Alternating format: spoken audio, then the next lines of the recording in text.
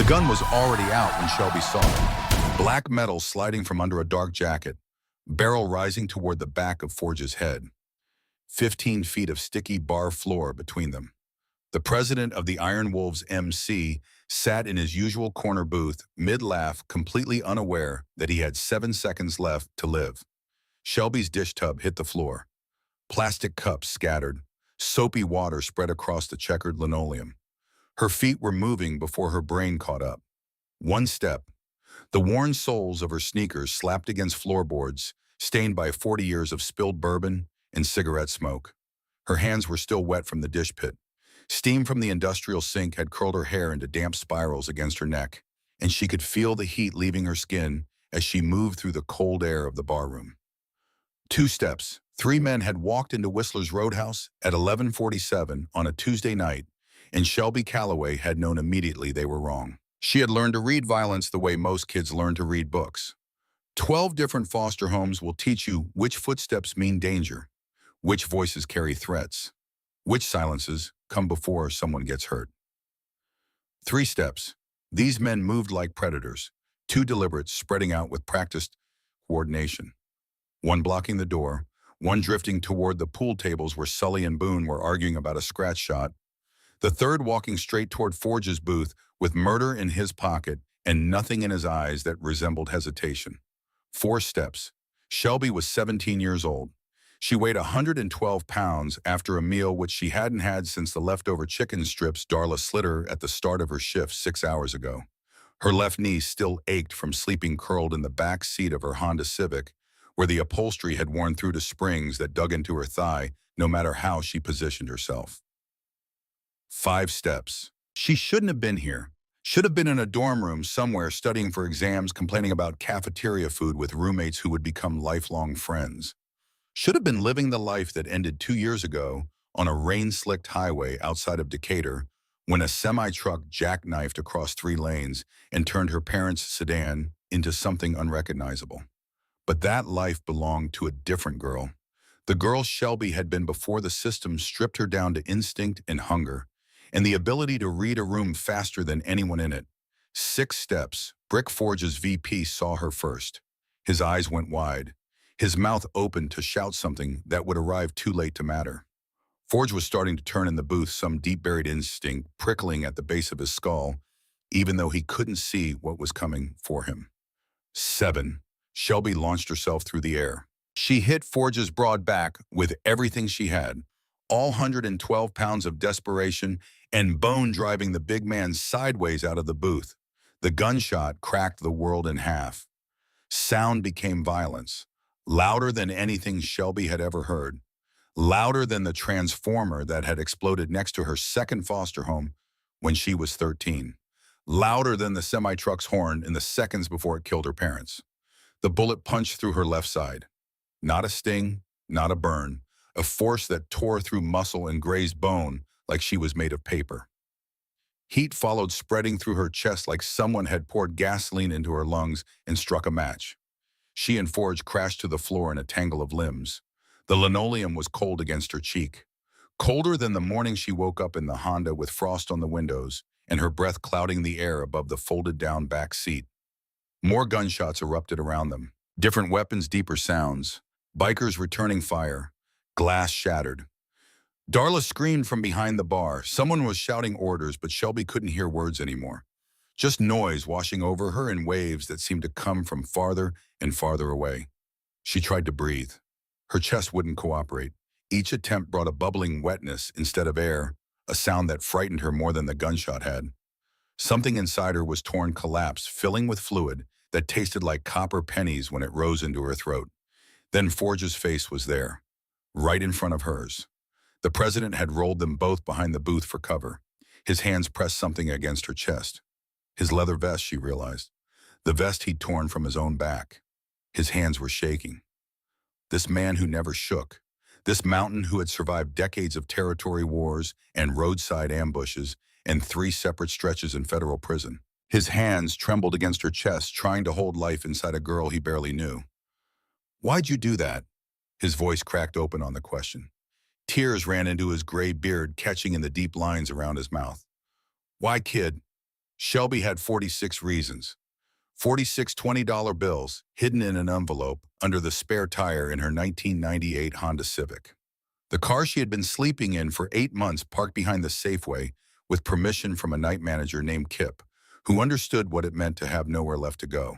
Every Thursday for 6 months, Forge had walked into Whistler's Roadhouse, ordered the same bacon cheeseburger, and tipped Shelby $20 for a $7 meal. $20 meant she ate that week.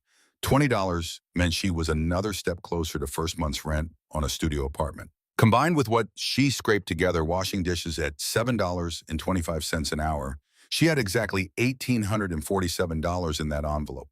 Almost enough. Almost there. Almost to the place where she wouldn't be 17 and homeless and invisible.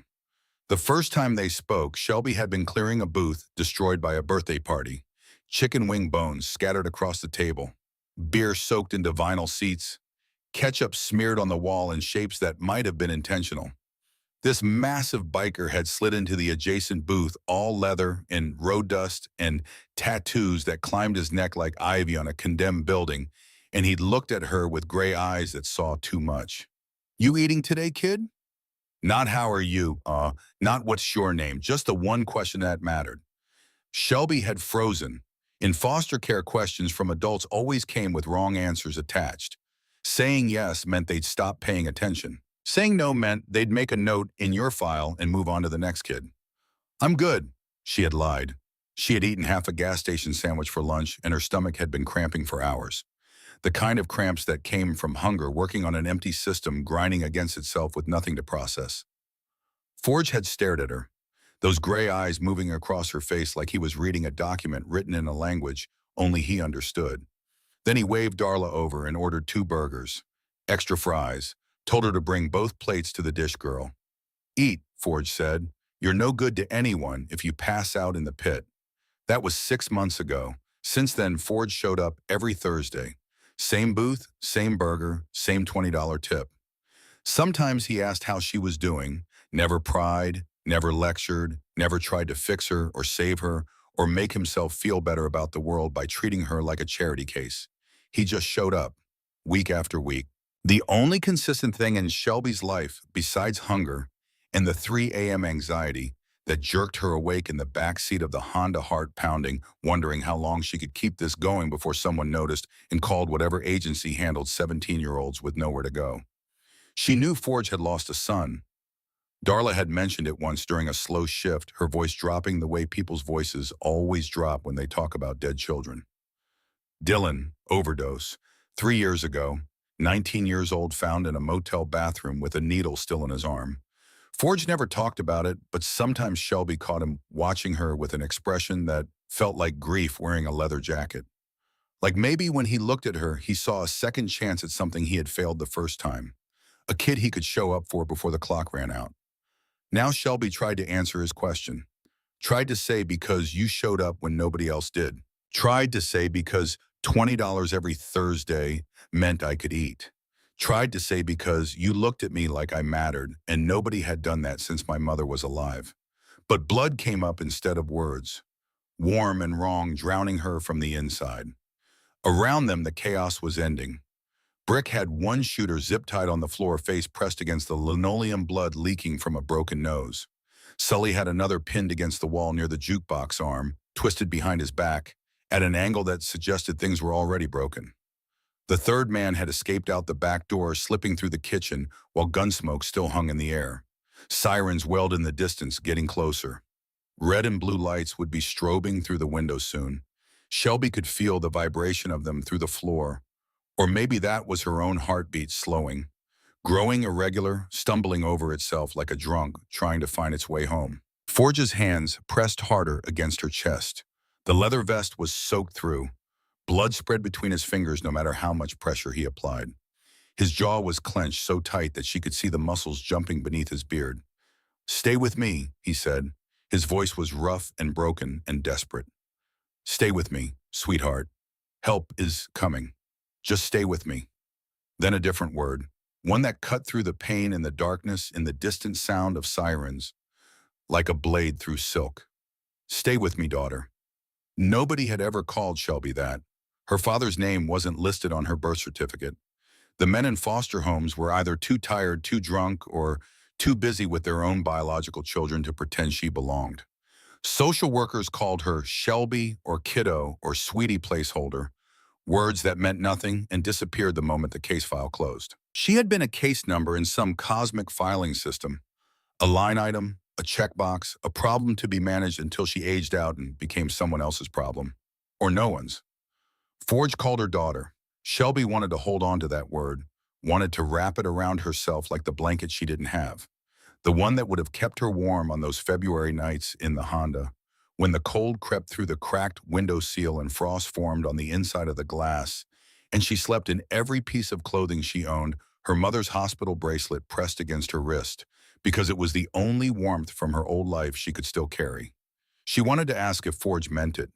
If daughter was just something you said when someone was dying in your arms, a reflex born of terror and grief, or if it was real, if it was a claim, if it meant Shelby finally belonged to someone in a world that had spent 17 years telling her she didn't.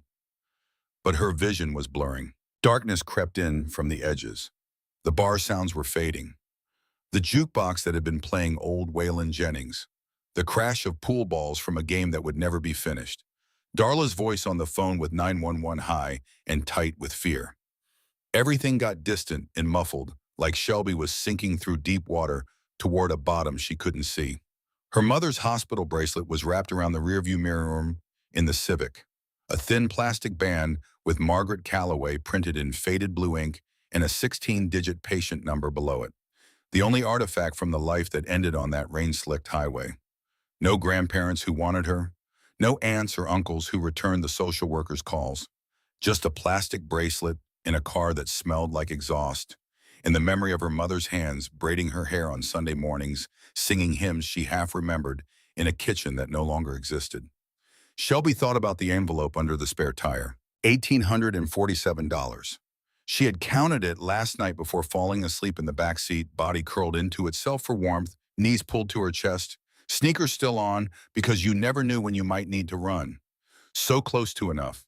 So close to a studio apartment with heat that worked, and a door that locked, and a bed that wasn't a folded-down car seat with springs that bit. But none of that mattered now. What mattered was the big man cradling her against his chest, calling her daughter, refusing to let go even as blood soaked through his shirt and hers and pooled on the floor beneath him in a spreading dark mirror that reflected nothing. "You said family shows up," Shelby whispered. Each word cost her something she couldn't name, something vital and irreplaceable draining out with the air that wasn't reaching her lungs. Blood bubbled between her lips. Forge made a sound that split the difference between a moan and a roar. He gathered her closer, careful of the wound, but holding her like she was something he'd been waiting his whole life to find and was now losing before he'd even had the chance to understand what it meant. "Your family," he said. Tears streamed down his face, disappearing into his gray beard. "You hear me? You're my family. You're my dater. Don't you leave me. Don't you dare leave me." The ambulance was 4 blocks away, maybe 3 minutes out. Shelby could hear the siren getting louder, that distinctive wail cutting through the night. Paramedics would come running through the door with their equipment and their training and their practiced urgency. They would do everything in their power to save a 17-year-old girl who had thrown herself in front of a bullet for a biker who tipped her $20 every Thursday. But Shelby didn't have 3 minutes. The darkness was pulling her down, cold and absolute, impatient in the way only death can be patient. Her chest barely moved. The bubbling sound when she tried to breathe was growing quieter, and some distant clinical part of her brain understood that quieter meant worse, meant her body was surrendering a fight it didn't have the reserves to win. The last thing Shelby saw was Forge's face streaked with tears, his mouth moving with words she could no longer hear. The last thing she felt was being wanted, being chosen, being claimed by someone who had looked at her and decided she mattered, even though the world had spent 17 years insisting she didn't. For 17 years, Shelby Calloway had been invisible. A foster kid shuttled between strangers' homes until the system ran out of patience and released her into a world that had no place for her. A dishwasher who slept in a car and counted $20 bills like they were messages from God. But in 7 steps between a dish pit and a corner booth, in the half second, It took her to launch herself into the path of a bullet. Shelby became something else. She became someone worth crying for, someone worth calling daughter. The darkness took her completely. Her hand went limp in Forge's grip. The bubbling stopped. Outside, the ambulance turned onto Prescott Street, 2 minutes away. Inside Whistler's Roadhouse, a 62-year-old president of the Iron Wolves MC held a dying girl against his chest and prayed to a God he hadn't spoken to since they lowered his son into the ground 3 years ago. And in that moment, neither of them knew that what Shelby had just done would bring 260 motorcycles to a hospital parking lot. That rival clubs who had been spilling each other's blood for decades would stand together in her name. That a 17-year-old nobody would teach hardened outlaws what brotherhood actually meant. All Forge knew was that his hands were covered in blood, and the girl who had saved his life was slipping away, and the word daughter kept breaking on his lips like a promise he was terrified he wouldn't get to keep. The paramedics hit the door at 11:59, 12 minutes after the first 911 call. 12 minutes that had felt like 12 years to Forge kneeling on blood-soaked linoleum with Shelby limp in his arms. The EMTs were professionals. They'd seen gunshot wounds before, seen dying kids before, seen desperate men covered in blood begging them to do something, anything, whatever it took. But when the lead paramedic, a woman named Beckett, with 23 years on the brain, saw the amount of blood pooled on the floor, her face went tight in a way that made Forge's stomach drop through the earth. "Single GSW to the left chest," Beckett said to her partner, already moving. "Probable hemothorax. Patient is unresponsive. Get the backboard." They worked fast. Cut away Shelby's shirt, started an IV line, strapped an oxygen mask over her face, which had gone gray in a way that made her look decades older than 17. Her lips had turned blue, the particular blue that Forge had seen on dead men in prison yards and roadside ditches, the blue that meant oxygen wasn't reaching the places it needed to go. "Is she breathing?" Forge asked. He was still on his knees, his hands hung at his sides now, useless, stripped of the only purpose they'd had for the last 12 minutes. "Barely," Beckett said. She didn't sugarcoat it, didn't offer false hope or gentle platitudes, just stated the fact while her hands moved with an efficiency born of 2 decades spent racing against clocks she couldn't see. "Collapsed lung, maybe worse. We need to move. Now." They lifted Shelby onto the stretcher. Her arm fell off the side, dangling, so thin. Forge hadn't realized how thin she was until this moment, seeing her with her clothes cut away, ribs visible under skin that looked translucent against all that blood. How long had she been starving herself to save money? How many meals had she skipped so she could add another 20 to that envelope she thought nobody knew about? Forge had known, had suspected at least. He'd seen the way she ate when food appeared in front of her, fast and focused like someone who'd learned that meals could be taken away without warning. He'd noticed how her clothes hung loose on a frame that was already small. The dark half-moons under her eyes that spoke of sleep that never quite arrived or didn't last long enough to count. He told himself it wasn't his business. Told himself that $20 a week and a question about whether she'd eaten was enough, that he was doing his part, that you couldn't save everyone and shouldn't try because trying meant caring, and caring meant losing, and losing meant feeling the thing he'd sworn he would never feel again after Dylan. It hadn't been enough. $20 and a weekly question hadn't been nearly enough. Forge followed the stretcher to the ambulance. Brick tried to stop him at the door. "Boss, the cops are going to want statements. The 2 shooters are zip-tied in the back. We need to." Forge shoved past without a word. "Let the police wait. Let the lawyers and the paperwork and the entire machinery of justice wait." Shelby had thrown herself in front of a bullet meant for his skull. The least he could do was be there when she either lived or died.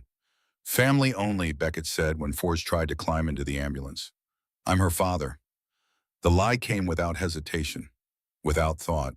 It emerged from someplace deeper than strategy, deeper than self-preservation. It came from the same place that had made him order 2 burgers 6 months ago, when he'd looked into a 17-year-old girl's eyes and seen hunger she was too proud to admit. Beckett looked at him, took in the leather, the patches, the blood, the tattoos that covered his arms, and climbed his neck. "President of the Iron Wolves MC." Then she looked at Shelby, 17 and alone, and dying on a stretcher with nothing to her name except a rusting Honda and an envelope full of $20 bills. Something in Beckett's face shifted. A calculation that had nothing to do with medicine and everything to do with mercy. "Get in," she said. The ride to St. Catherine's took 8 minutes. Forge counted every second sitting on the narrow bench with his back against the ambulance wall, watching the monitors that beeped and flashed numbers he didn't understand. Watching Beckett and her partner work over Shelby with a controlled urgency that somehow felt worse than panic would have. Panic meant surprise. This was practiced, routine. They had done this before. They knew how it usually ended. "BP's dropping," the partner said. 80/40. "Push the fluids," Beckett ordered. Then she looked at Forge. "When did she last eat?" "I don't know." The admission tasted like ash. "She works at the bar. I see her Thursdays. She always looks hungry." "Malnourished," Beckett murmured more to herself than to him. Her eyes moved across Shelby's exposed torso, cataloging things Forge didn't want to think about. "That's not helping. Her body doesn't have the reserves to fight with." Forge stared at Shelby's face behind the oxygen mask. This girl had been starving, sleeping in a car, working for $7.25 an hour, and saving every penny for an apartment she might never see the inside of. And he'd known. He'd known something was wrong, had felt it in his gut every Thursday when she cleared his plate with hands that trembled slightly from blood sugar that never quite stabilized. And he'd told himself that a weekly 20 was sufficient, that asking was enough without acting, that the distance between concern and responsibility was wide enough to absolve him. The ambulance bounced over a pothole. Shelby's body shifted on the stretcher. The monitors spiked, then settled. The oxygen mask fogged with breath so shallow it barely registered. Forge thought about Dylan, thought about the last time he had told himself that showing up occasionally was enough, that checking in was the same as being present. His son had died alone in a motel bathroom at 19 because Forge had been too busy running the club, too wrapped up in territory and business, and the 1,000 small wars that kept the Iron Wolves relevant. He'd visited Dylan once a month at the halfway house, called every Sunday. Thought that was sufficient. It hadn't been sufficient then, and it wasn't sufficient now. Shelby Calloway was bleeding out on a stretcher because the only man who'd noticed she was starving had decided that noticing was enough. They burst through the emergency room doors at 12:07. A trauma team was already waiting. 2 doctors, 3 nurses, all of them moving in synchronized precision the moment the stretcher cleared the ambulance bay. They rolled Shelby straight into trauma room 1. Forge tried to follow, but a nurse planted a hand on his chest. "You need to wait outside." "That's my daughter." "Then wait outside and let us save her." The door swung shut. Through the narrow window, Forge could see them working, swarming Shelby's body on the table, cutting away the last of her clothes, shouting medical terms across the room in voices that were loud but never panicked. One doctor positioned an ultrasound wand against Shelby's chest. Another prepared a scalpel. A nurse hung bags of blood on a pole. O negative. The universal donor, because there was no time to determine her blood type, no time for anything except the raw, urgent mechanics of keeping a 17-year-old girl alive long enough to figure out what was broken inside her. Forge's phone buzzed. "Brick," he answered without looking away from the window. "What?" "Cops have the 2 shooters in custody. Third one rabbited out the back. Got a partial plate from the kitchen camera." A pause. "You okay?" "No." "The girl?" "They're working on her." Forge's voice splintered on the words. "There's so much blood, Brick, too much." Silence on the line. Then, "I'm calling the chapter. We're coming." "You don't need to." "We're coming," Brick repeated. "That girl took your bullet. That makes her ours." The line went dead. Forge pressed his forehead against the window and watched the doctors fight for Shelby's life. One of them was doing something to her chest, inserting a tube between her ribs. Even unconscious Shelby's body recoiled at the invasion. Blood and fluid drained through the tube into a collection chamber that filled with horrifying speed. Her lung had been drowning her from the inside. Every breath she tried to take in Forge's arms had been pushing fluid deeper into tissue that was already failing. The doctor with the ultrasound looked up from her screen and spoke to the surgeon. Forge couldn't hear the words, but he could read the urgency in the way they moved. Faster now, more hands reaching for instruments, more monitors being attached. The organized dance of trauma medicine accelerating toward a tempo that meant things were going wrong. A young doctor, maybe 35, with dark hair pulled back and eyes that carried the weight of too many nights like this, noticed Forge at the window. She stepped away from the table and cracked the door open.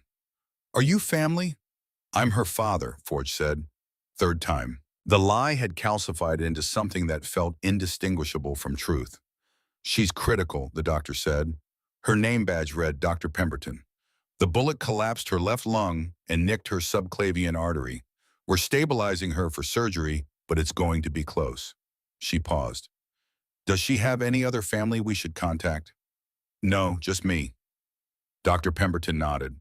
Something in her expression suggested she understood more than the words conveyed. "We'll update you when we know more. Right now we're focused on keeping her stable enough to get to the OR." She disappeared back into the trauma bay. Through the window, Forge watched them continue their work. Watched Shelby's chest rise and fall, but only because a machine was forcing it to. Watched the monitors trace patterns that looked erratic and uncertain, like a heartbeat, trying to decide whether it wanted to continue. His phone buzzed again. Text from Brick. "On our way. 15 bikes, then another." From Sully, the road captain. "Heard what happened. Bringing the crew. Then Boone. Riding now. 20 minutes out." The messages kept arriving. Brothers from across the chapter all converging on St. Catherine's Hospital in the middle of the night. Not because Forge had ordered them, not because protocol demanded it, because a 17-year-old dishwasher had done what brotherhood was supposed to mean, had thrown herself into danger to protect someone else without asking what it would cost. At 12:34, the trauma team moved Shelby out of the bay. The stretcher rolled toward the elevators, surrounded by equipment and personnel, a mobile command center of tubes and monitors and bags of blood. Forge caught a glimpse of her face as they passed. Still gray, still unconscious, still caught in the space between alive and something else. "OR's ready," one of the doctors said. "We're taking her up." "How long?" Forge asked. "However long it takes. Could be 6 hours. Could be more." The elevator doors closed. Shelby disappeared behind stainless steel, and Forge stood in an empty hallway that smelled of antiseptic and fluorescent light. His hands still crusted with her blood, his vest still soaked through from the minutes he'd spent pressing leather against the hole in her chest, trying to hold her life in with nothing but pressure and desperation and a word he hadn't used in 3 years. "Daughter." He found the men's room, turned on the faucet. The water ran red, then pink, then clear. But he could still feel it. The warmth of her blood against his palms, the bubbling wetness of her breathing. The precise moment when the bubbling stopped and silence replaced it, a silence more terrifying than any gunshot. When Forge looked in the mirror, he saw a man he barely recognized. Hollow-eyed, gray-faced, old in a way that had nothing to do with the calendar and everything to do with the weight of standing in the exact same place he had sworn he would never stand again. He had lost Dylan 3 years ago. Overdose, 19 years old. Forge had found him in that motel bathroom outside of Kingman, needle still in his arm, eyes open, staring at the ceiling with an expression that looked almost peaceful, as if dying had been the first easy thing his son had done in years. Forge had gathered Dylan's body against his chest and screamed until his voice gave out. Had cursed a God he didn't believe in. Had sworn in the wreckage of that moment that he would never feel that particular devastation again. Had locked the part of himself that knew how to love a child behind a door made of anger and numbness and the daily business of running an outlaw motorcycle club. Then Shelby Calloway had appeared. This quiet girl in the dish pit at Whistler's. This invisible kid that nobody wanted and nobody saw and nobody thought twice about except on Thursdays when Forge slid into his booth and ordered a burger he didn't always want, just so he'd have a reason to look at her and ask the question that mattered. "You eating today, kid?" Without Forge even realizing it was happening, the locked door had opened. He'd started showing up on Thursdays not for the chapter meeting that followed, but to check on her. Started leaving 20s not because the service justified it, but because he could see the cost of hunger in the hollows of her cheeks, in the way her hands shook when she carried heavy trays. Started asking about her day because he needed to know that someone was watching out for this girl, and if the rest of the world wouldn't, then he would. He'd called her daughter on that bar floor. With bullets flying and blood spreading and sirens getting closer, Forge had called her daughter and meant it with every cell in his body. Now she might die before he got the chance to say it again when she could actually hear it. The waiting room was on the 4th floor. Forge took the stairs because standing still felt like surrender. When he pushed through the stairwell door, the space was empty except for a security guard doing crosswords and a television mounted on the wall playing late-night news with the sound off. 12:47. Shelby had been in surgery for 13 minutes.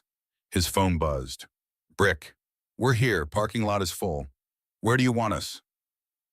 Then Sully, "More brothers incoming. Word is spreading fast." Then a message that made Forge stop breathing, from a number he recognized but hadn't seen in months. Hawk, president of the Reapers MC, their most bitter rival. 15 years of bad blood bar fights in a territory war that had put 2 of Forge's men in the hospital last spring. Heard about the girl, heard what she did. "My boys want to come pay respects." "Will there be trouble?" Forge stared at the message for a long time. Then he typed 2 words. "Come through." At 1:03 in the morning, the first engines rumbled into the St. Catherine's parking lot. Forge heard them from the 4th floor, that deep Harley thunder that could vibrate through concrete and steel and settle in your chest like a second heartbeat. He walked to the window and looked down.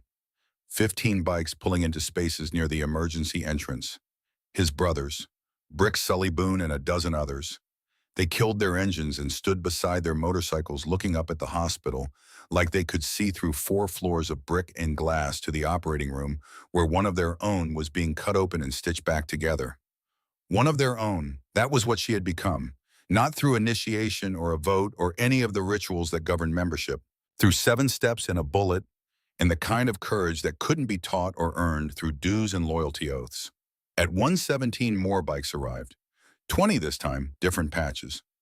The Reaper's MC Hawk himself was at the front of the formation, a broad-shouldered man in his 50s, with a silver streak in his beard and hands that had broken bones belonging to Iron Wolves members.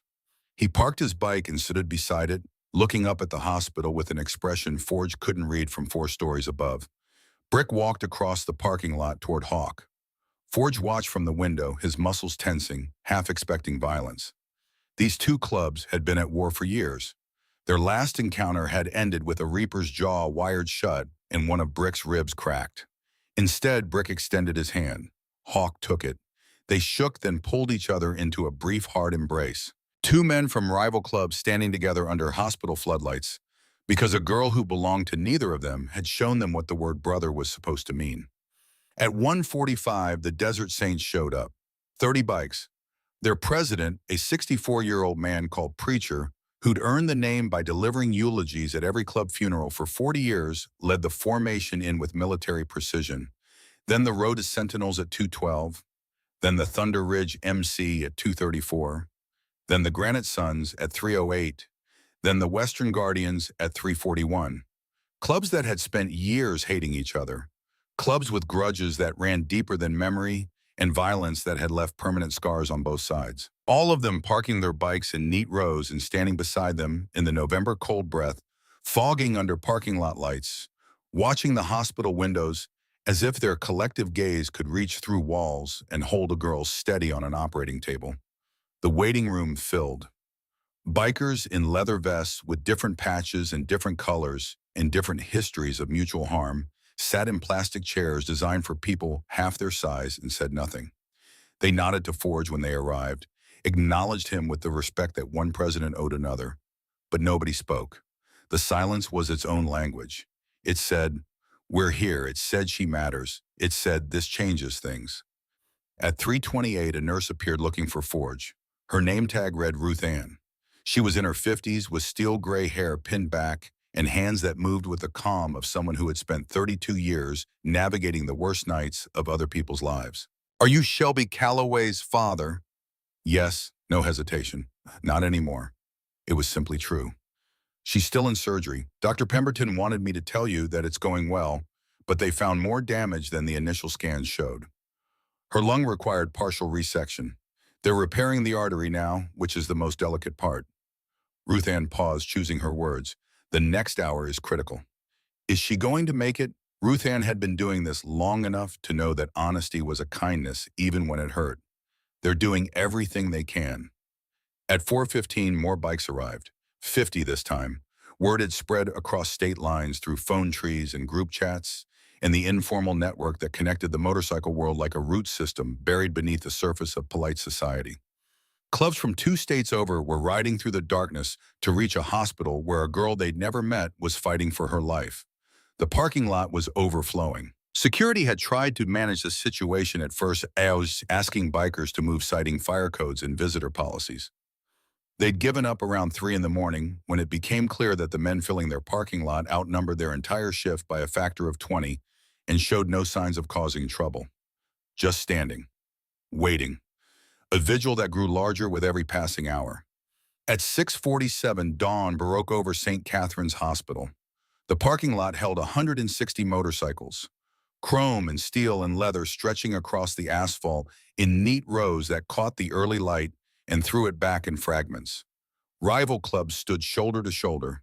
Some had fallen asleep, sitting against their bikes, chins tucked to their chests, hands still resting on fuel tanks. Others stood in small groups sharing coffee from thermoses and speaking in low voices about a girl none of them had known existed 12 hours ago. A local news van had appeared around 5:30. Channel 7. A reporter and a cameraman filming the scene from the street, capturing the impossible image of 7 rival motorcycle clubs standing together in silent agreement. Forge stood at the 4th-floor window and watched the sunrise paint everything below him in shades of amber and copper. Shelby had been in surgery for 6 hours and 13 minutes. His phone buzzed. Text from Dr. Pemberton. Coming to talk to you, 2 minutes. Forge's heart stopped. Coming to talk to you could mean anything. Could mean the surgery was over and Shelby was breathing on her own. Could mean they'd done everything they could and it hadn't been enough.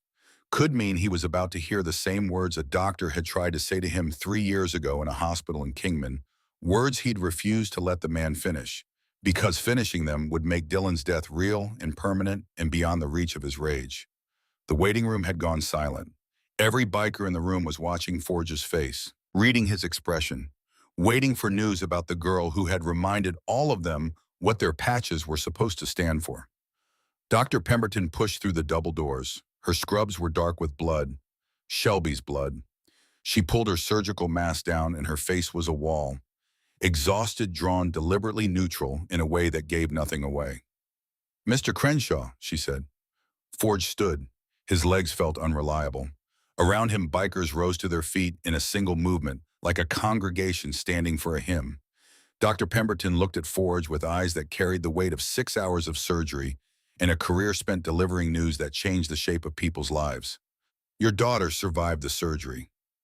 The room exhaled, a single collective release of breath that sounded almost like wind.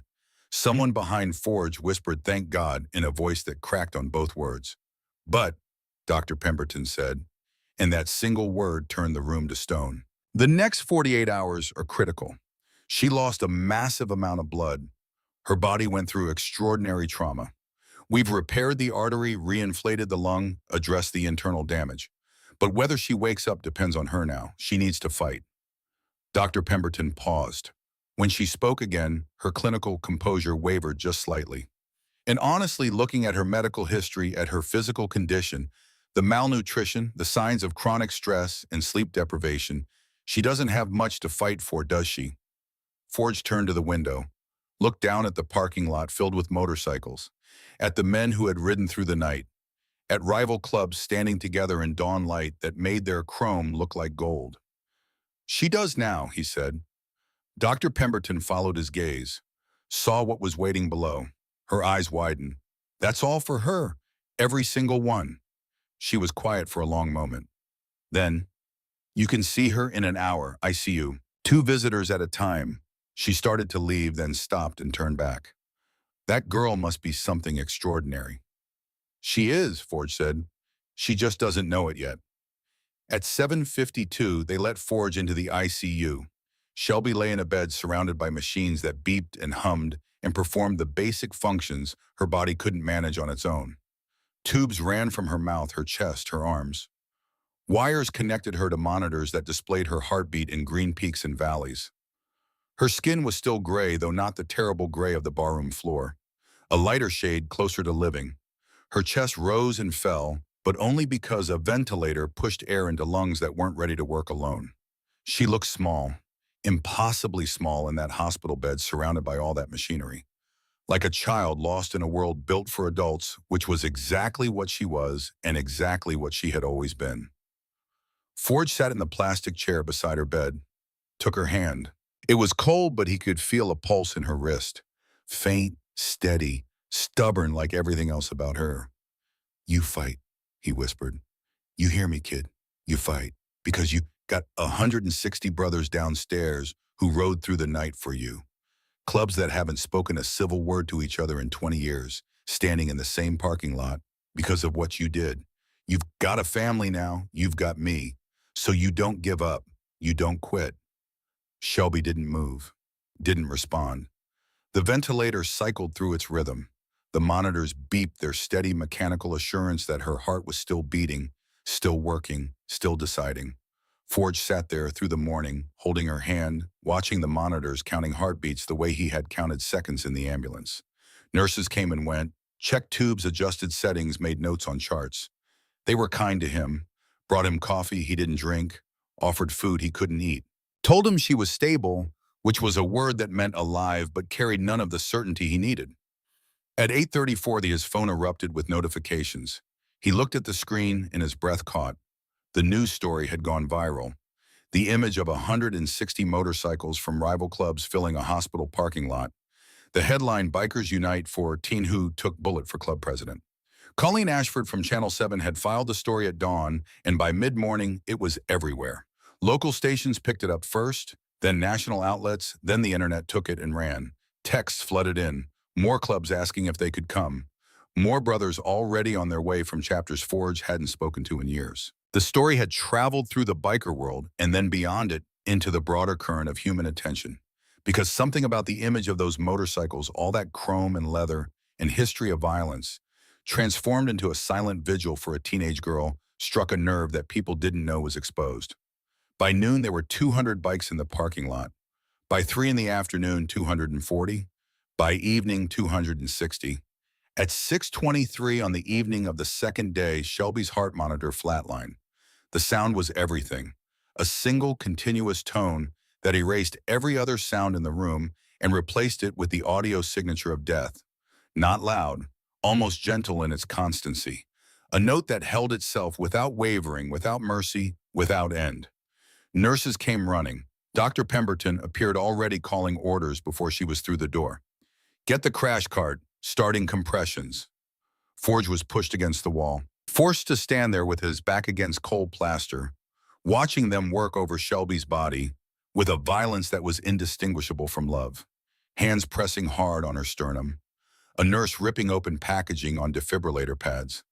Dr. Pemberton counting compressions with the metronomic focus of someone who understood that rhythm was the difference between life and permanent silence. "Charging, everyone clear." Shelby's body convulsed against the mattress. The monitor stayed flat. Again, charging. A second shock, her body arched and fell. Nothing. Again. The third shock was harder than the first two. Forge could hear the current hit her chest, a wet, percussive sound that would live in his nightmares for years. 47 seconds of flatline. 47 seconds during which Shelby Calloway was dead. During which her heart sat motionless in her damaged chest and her blood stopped moving, and her brain began its irreversible slide toward darkness. Then a blip on the monitor, a single tentative spike, followed by another. Then a rhythm, unsteady and fragile but present, alive. Dr. Pemberton exhaled. Her hands were shaking, though her voice remained level when she spoke. "She's back, but that was too close." She looked at Forge, and for the first time he saw fear behind her professional composure. Her body is shutting down. She's fighting multiple infections. The malnutrition has left her immune system compromised. "I don't know if she can survive another episode like that." But Forge wasn't listening. He was staring at Shelby's face. Because for just a moment, just a fraction of a second before the sedatives reclaimed her, Shelby's eyes had flickered open. She had looked straight at Forge. And in that look, brief as it was, he had seen something that made him believe she could hear him after all. Recognition, decision, a 17-year-old girl choosing to come back. Outside, 260 motorcycles sat in their rows beneath hospital floodlights. 7 clubs. 7 histories of mutual violence and distrust. All of them holding position for a girl who owned nothing except a rusted Honda, an envelope full of $20 bills, and a plastic hospital bracelet that had belonged to her mother. Inside, that girl's heart beat its fragile, stubborn rhythm, and Forge stood at the window of the ICU looking down at the impossible scene below and understood that Shelby Calloway had already changed everything, had already done what decades of treaties and truces and territorial negotiations had failed to do. She had brought enemies together, not through diplomacy or force or the careful balancing of interests that kept the motorcycle world in its uneasy equilibrium.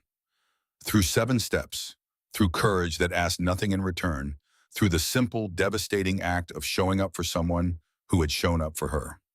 Doctor Pemberton stood beside him, following his gaze down to the parking lot. How long have they been out there? Since last night. Some of them rode 300 miles. For her. Dr. Pemberton was quiet for a moment. Then she said softly, almost to herself, I've been doing this for 12 years. I've treated a lot of trauma patients.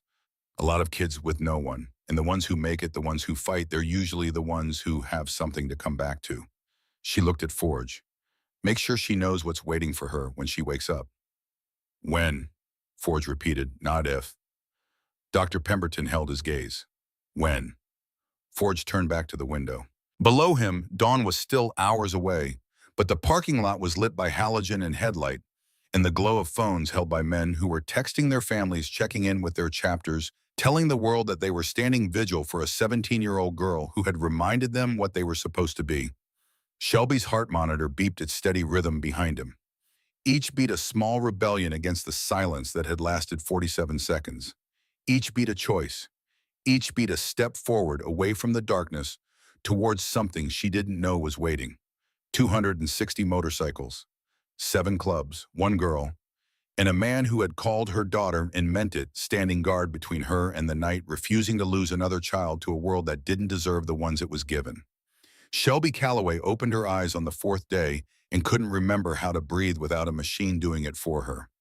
The world came back in pieces. Fluorescent light overhead too bright, humming at a frequency that settled behind her eyes like a migraine waiting to happen. The smell of disinfectant and something else beneath it, something metallic and organic that she would later understand was her own blood, scrubbed from surfaces, but lingering in the air like a memory that refused to leave. The sound of monitors beeping in patterns that meant nothing to her but apparently meant everything, because every time the rhythm shifted, footsteps approached and hands reached for tubes and voices spoke in medical shorthand that sounded like a foreign language being used to describe the interior of her body. The breathing tube was still down her throat. That was the worst of it. Not the pain, which was considerable. Not the confusion, which was total. The tube. This rigid plastic intrusion that had taken over the most basic function of her existence and was now performing it with mechanical indifference, pushing air into lungs that felt like they'd been packed with wet concrete and lit on fire. Dr. Pemberton appeared above her. Dark hair, tired eyes, a mouth that was saying words Shelby couldn't quite assemble into meaning. Shelby, I'm Dr. Pemberton. You're in St. Catherine's Hospital. You were shot. We put you on a ventilator to help you breathe. If you can understand me, I need you to squeeze my hand. Shelby squeezed. Weakly, but she squeezed. Good, that's very good. Relief moved across the doctor's face like weather across a plain sky, fast and unmistakable. We're going to take the breathing tube out now. It's going to be uncomfortable, but it'll be over quickly. Uncomfortable was a generous word for what followed. The extraction felt like something essential was being pulled from the core of her, something that had grown roots while she was unconscious and was now being torn free. Shelby gagged, coughed, gasped. Air hit her raw throat like sandpaper, and for a terrible moment she couldn't draw breath at all, couldn't make her lungs work without the machine that had been running them for 4 days. Then the oxygen mask went on, and she breathed, on her own. Rough and shallow and painful each inhale, sending a wave of fire through her left side, but her lungs were functioning, damaged, diminished, but alive. Water, she rasped. Her voice was destroyed. A stranger's voice emerging from her own throat scraped and hollowed out. They gave her ice chips. She let them melt on her tongue, and the relief was so profound that she nearly cried. When she opened her eyes again, Forge was there. He was sitting in a plastic chair pulled so close to her bed that his knees pressed against the mattress frame. His clothes were the same ones from the bar. Shelby could see the rust-colored stains on his shirt, on his jeans, on the leather vest he draped over the chair back. Her blood. 4 days old. He hadn't gone home to change. Hadn't left this room if the exhaustion carved into his face was any indication. His gray beard was unkempt, his eyes were red-rimmed, and his massive hands were clasped together in his lap, like a man who'd been holding on to something for so long that he'd forgotten how to let go. "You're alive," Shelby whispered. "Because of you, Bion," Forge said. His voice broke on the second word. "You saved my life, kid." Shelby was quiet for a moment, processing, trying to arrange the scattered fragments of memory into a sequence that made sense. The gun, the booth, 7 steps, the sound that split the world, heat and cold and falling, and Forge's hands pressing leather against her chest while his tears fell onto her face. "The men," she said, "the shooters. 2 in custody, third one got away." Shelby filed that, stored it, the way she stored every piece of information that might matter later, the way 12 foster homes had taught her to catalog threats and exits and the locations of sharp objects in unfamiliar kitchens. The third one got away. She held that fact close and felt its edges. "How long was I out?" 4 days. The number hit her like a fist. 4 days. 4 shifts at Whistler's. 4 nights of pay she'd never see. The calculation was automatic, running on the same desperate arithmetic that had governed her life for 8 months. $29 per shift after taxes. Times 4. $116 she couldn't afford to lose. My job. Her eyes went wide. Panic crept into her voice, which was still barely a whisper, but carried a fear more acute than anything the gunshot wound had produced. "Whistler's. I missed 4 shifts. Darla's going to fire me. I need that job. I can't." "Kid." Forge's voice was firm but gentle in a way she hadn't known his voice could be. "You don't have to worry about any of that. You're taken care of." "I don't understand." Forge stood, helped her sit up slightly, adjusting the bed with the remote, careful not to jostle the IV lines running into both arms. Then he turned her toward the window. "Look outside." Shelby looked. Even from the 4th floor of the ICU, she could see them. Rows and rows of motorcycles stretching across the parking lot in formation so precise they looked choreographed. Hundreds of them. Chrome catching the morning light and throwing it back in bursts of silver and gold. Men in leather vests standing beside their bikes. Some sleeping in camp chairs with jackets pulled over their faces. Others gathered in small circles, talking quietly, drinking coffee from paper cups. Different patches on different backs. Different colors. Different clubs. "What is that?" Shelby whispered. "That's 260 bikers from 7 different clubs," Forge said. He was standing beside her bed, looking out the window with an expression that still held disbelief even after 4 days of watching the number grow. "Rival clubs, enemies. Some of them have been trying to kill each other since before you were born. They've been standing vigil since the night you were shot. They rode from 3 states away. Some of them drove through the night, and they've been waiting for you to wake up."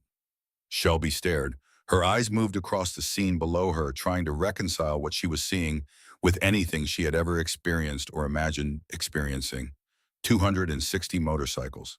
For her. For a dishwasher who slept in a Honda Civic and rationed gas station sandwiches to make $20 last a week. Why because? Because you reminded them what brotherhood means. Because you threw yourself in front of a bullet for someone you barely knew without asking what it would cost you. Because in 7 steps you did what most of these men have spent their whole lives only talking about. Tears started running down Shelby's face. She didn't try to stop them. Didn't have the energy or the pride to pretend they weren't there. "I don't even have a bike," she said. "I'm not in a club. I'm nobody." "You're not nobody." Forge's voice carried an edge that had nothing to do with anger and everything to do with conviction. "You're my daughter, and you're a sister to every single man standing in that parking lot." Shelby looked at him, her eyes searching his face for the thing she'd spent 17 years looking for and never finding. The thing that told her this was real and not a dream she'd wake from, in the backseat of the Honda with frost on the windows and an empty stomach and another day of being invisible stretching out before her like a highway with no exit. "You called me that," she said quietly. "When I was on the floor, you called me daughter." "I meant it. I mean it now." Forge sat on the edge of the bed, careful of her tubes and wires. "If you'll have me, I want to be your family Shelby. I know I'm not much. I know my life is complicated and my history is worse. But I want to be there for you, not just on Thursdays, every day." Shelby couldn't speak, just cried. Silently, the way she'd learned to cry in foster homes where noise attracted attention, and attention was never the kind you wanted. This girl who had spent 17 years alone, who had never belonged to anyone, who had saved every penny for a studio apartment because 4 walls and a locking door were the most ambitious future she could imagine. While Shelby slept through the afternoon, Forge told her what she'd missed. Colleen Ashford from Channel 7 had come to the hospital on day 3 and asked him to tell the story on camera. He'd sat in the conference room, still wearing his blood-stained clothes, and told the world about a 17-year-old dishwasher who'd thrown herself in front of a bullet for a man who tipped her $20. He'd called her his daughter on national television and meant every syllable. Dr. Pemberton came in later to check her vitals, adjusted the IV drip, changed the dressing on her chest wound, which Shelby refused to look at, told her to rest. But before she left, Dr. Pemberton paused at the door. "There's something else you should know, Shelby. Your story went viral. Your father's interview has been viewed over 2 million times. People have been donating money. As of this morning, there's a fund with $42,000 set aside for your medical bills and recovery." Shelby stared at her. The number didn't connect to anything in her experience. $42,000. She had spent 8 months counting 20s in a Honda Civic, doing math in her head before every purchase, calculating whether she could afford a gas station sandwich or whether that $3.79 needed to stay in the envelope under the spare tire. 42,000 was a number from a world she didn't live in. "That's not real," she said. "That can't be real." "It's very real. You're a hero, Shelby. The whole country is watching." Dr. Pemberton left. Shelby lay back against the pillows, overwhelmed and exhausted, her mind running in circles it couldn't close. Forge told her to rest. The pain medication was pulling her towards sleep, a thick chemical gravity that softened the edges of everything and made the monitor's beeping sound almost musical. But before she went under, she said something that turned Forge's blood to ice. "The third shooter." Her words were slurring consciousness, losing its grip. "The one who got away. He saw my face, Forge. I saw his. Scar from his left ear to his jaw. He knows I can identify him." Her eyes were closing, but she fought to keep them open for one more sentence. One more thought. The threat assessment that ran constantly in the background of her mind, like software that never shut down. "He won't come through the front door. Not with all those bikers outside. He'll wait for a night shift. Skeleton crew. Dressed like hospital staff. Lab coat or scrubs, something with a clipboard. Nobody questions a clipboard." Her voice was fading. "And he won't use a gun. Too loud. He needs it to look natural. Something in an IV line. Something that stops a heart." Then she was asleep. And Forge sat in the plastic chair beside her bed, staring at this 17-year-old girl who had just described her own assassination with the calm, analytical precision of someone who had spent her entire life thinking like a person being hunted.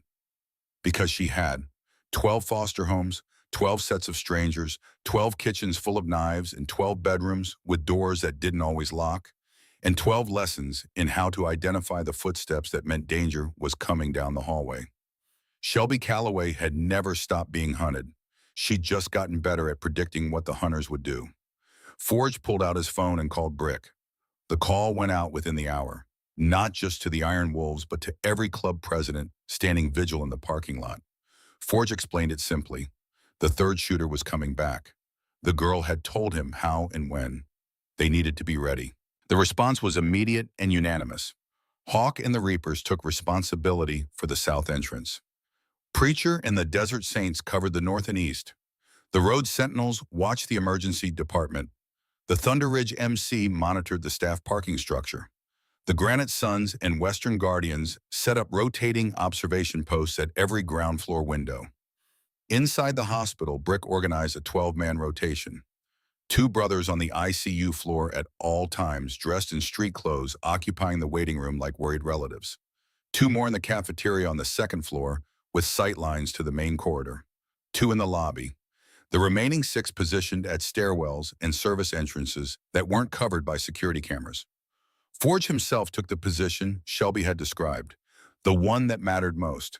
The supply closet adjacent to her ICU room, 6 feet from her door, hidden behind a rack of linens and medical supplies. He stood there each night from 10 p.m. until dawn, watching the hallway through a gap in the door, seeing every nurse, every doctor, every orderly who walked past.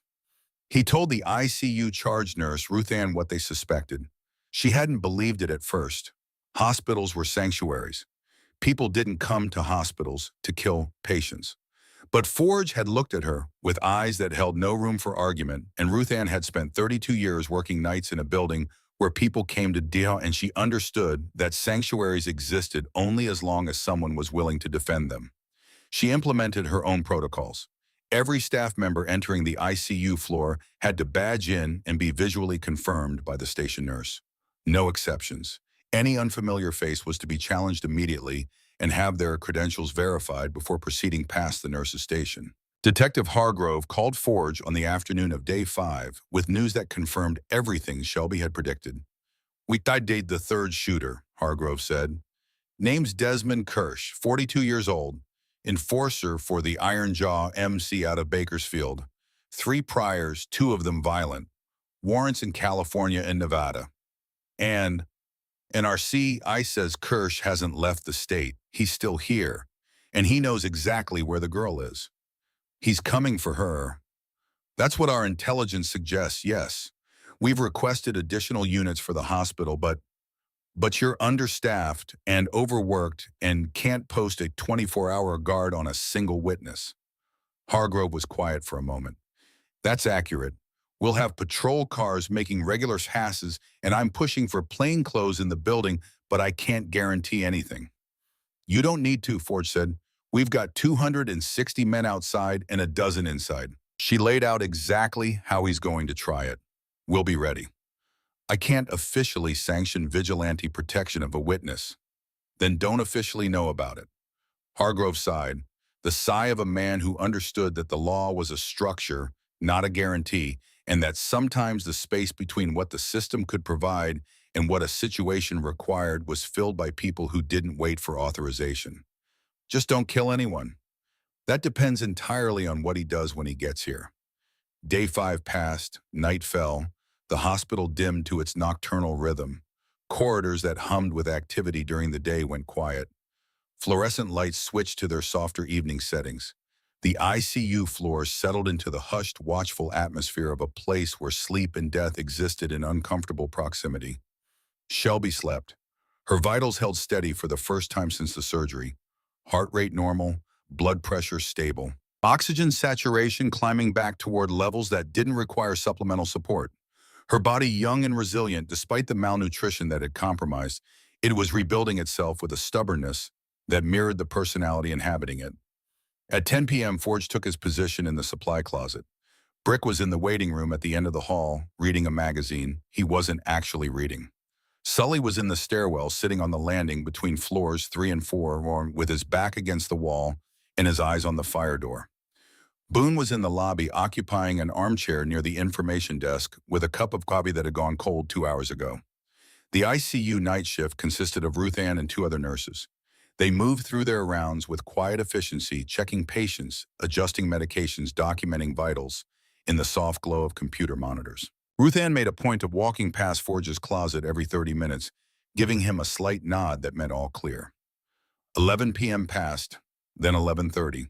At 11:47, precisely 5 days and 0 minutes after the shooting at Whistler's Roadhouse, a figure in surgical scrubs walked through the ICU's secure entrance, using a badge that hospital security would later determine had been stolen from a resident's locker in the physician's changing room. The figure moved with the casual confidence of someone who belonged. Clipboard in hand, stethoscope draped around the neck, Head slightly down, face partially obscured by a surgical cap pulled low over the forehead. The posture of a doctor making late rounds unremarkable and invisible, in the way that uniforms made people invisible. Ruth Anne was at her station. She looked up as the figure passed. Something registered in the back of her mind, some discordance between the way the man moved and the way the doctors she'd worked with for 3 decades moved. The gait was wrong, too deliberate, too aware of the hallway's geography. Doctors on late rounds moved with the distracted confidence of people thinking about the patient they were about to see. This man was thinking about the hallway itself, noting the cameras, measuring distances, reading the space the way a person reads a space when they're planning what's going to happen inside it. Ruth Anne reached for the phone. She pressed the button that connected to the security desk. The figure was already past her station, walking down the corridor towards Shelby's room with unhurried steps that ate the distance between intention and execution. 15 feet, 10, 5. His hand reached for the door handle, and Forge stepped out of the supply closet and pressed the barrel of a Colt 45 against the base of the man's skull. "Hello, Desmond," Forge said. His voice was quiet, the kind of quiet that carried more threat than any shout could. "We've been waiting for you." Desmond Kersh froze. The clipboard hit the floor with a flat plastic clatter that echoed down the empty hallway. His hand, which had been closing around the door handle to Shelby's room, slowly opened and rose to shoulder height. "Don't move," Forge said. "Don't even breathe wrong." Down the hallway, Ruth Anne was already on the phone with security. Behind Forge, the stairwell door opened, and Sully appeared, moving fast and silent for a man his size. From the other end of the corridor, Brick emerged from the waiting room, his face set in an expression that suggested he was hoping Kersh would give him a reason. Within 60 seconds, hospital security arrived. 2 guards who looked at the scene with the wide-eyed confusion of men encountering something well beyond their training. Then Brick and Sully were there, and Boone coming up from the lobby, and more brothers filtering in from their posts throughout the building, converging on the 4th-floor hallway like antibodies responding to an infection. "On your knees," Forge said. Kersh dropped slowly, hands behind his head. He was 42 years old but looked older. Prison tattoos covered his neck in patterns that told stories of allegiance and violence. A scar ran from his left ear to his jawline, the same scar Shelby had described in the moments before she fell asleep. The scar that marked him. The scar that would convict him. Brick zip-tied Kersh's wrist behind his back, while Sully patted him down with the methodical thoroughness of a man who'd done this before on both sides of the law.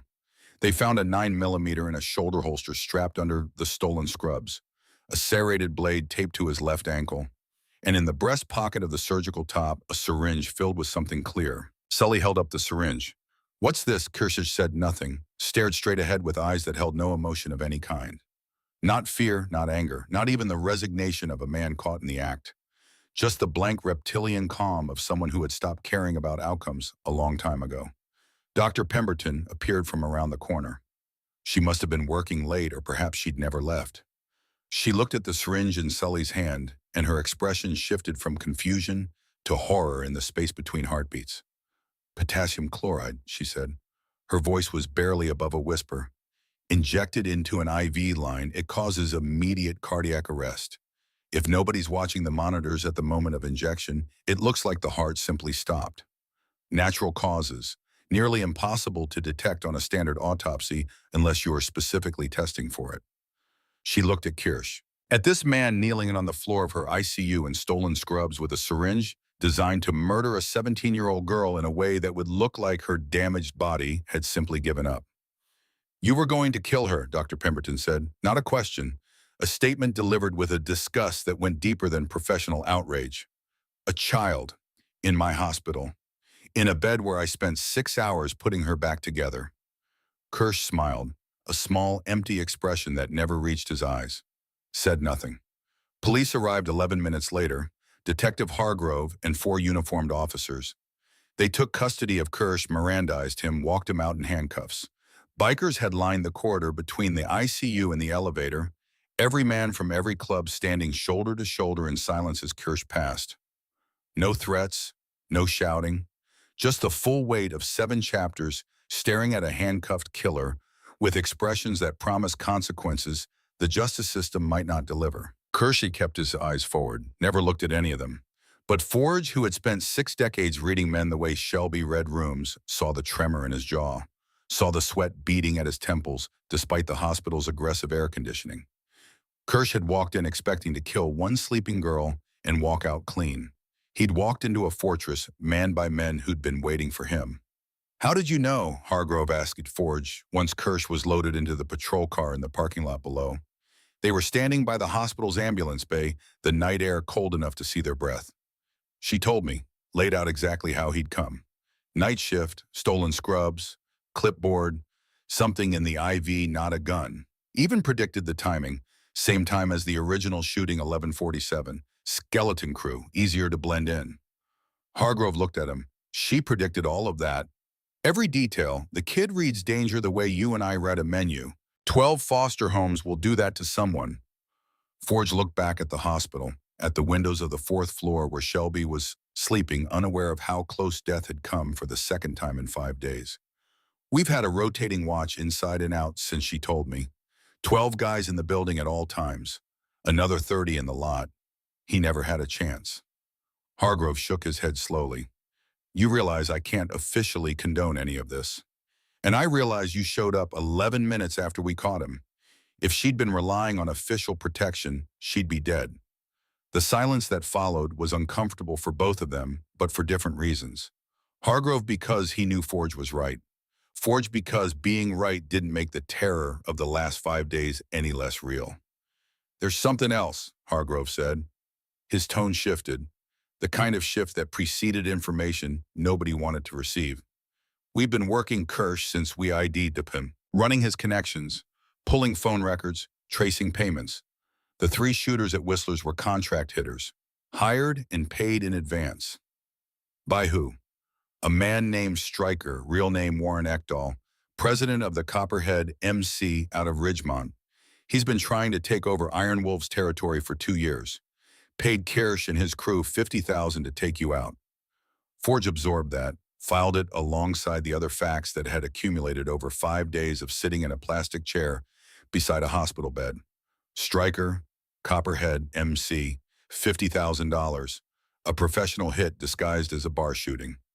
"But that's not the worst of it," Hargrove continued. "Tell me." "Kersh failing to finish the job tonight changes Stryker's calculus. The girl is the only witness who can identify Kersh at the bar. The other 2 shooters are holding their tongues lawyered up, not talking. Without her testimony, the case weakens significantly." Hargrove paused. 2 hours ago, our CI reported that Stryker has put out a new contract. Not on you this time." Forge's chest tightened. He already knew what was coming. $100,000, Hargrove said, on the girl. The parking lot was quiet. 260 motorcycles sitting in their rose chrome dulled by the night.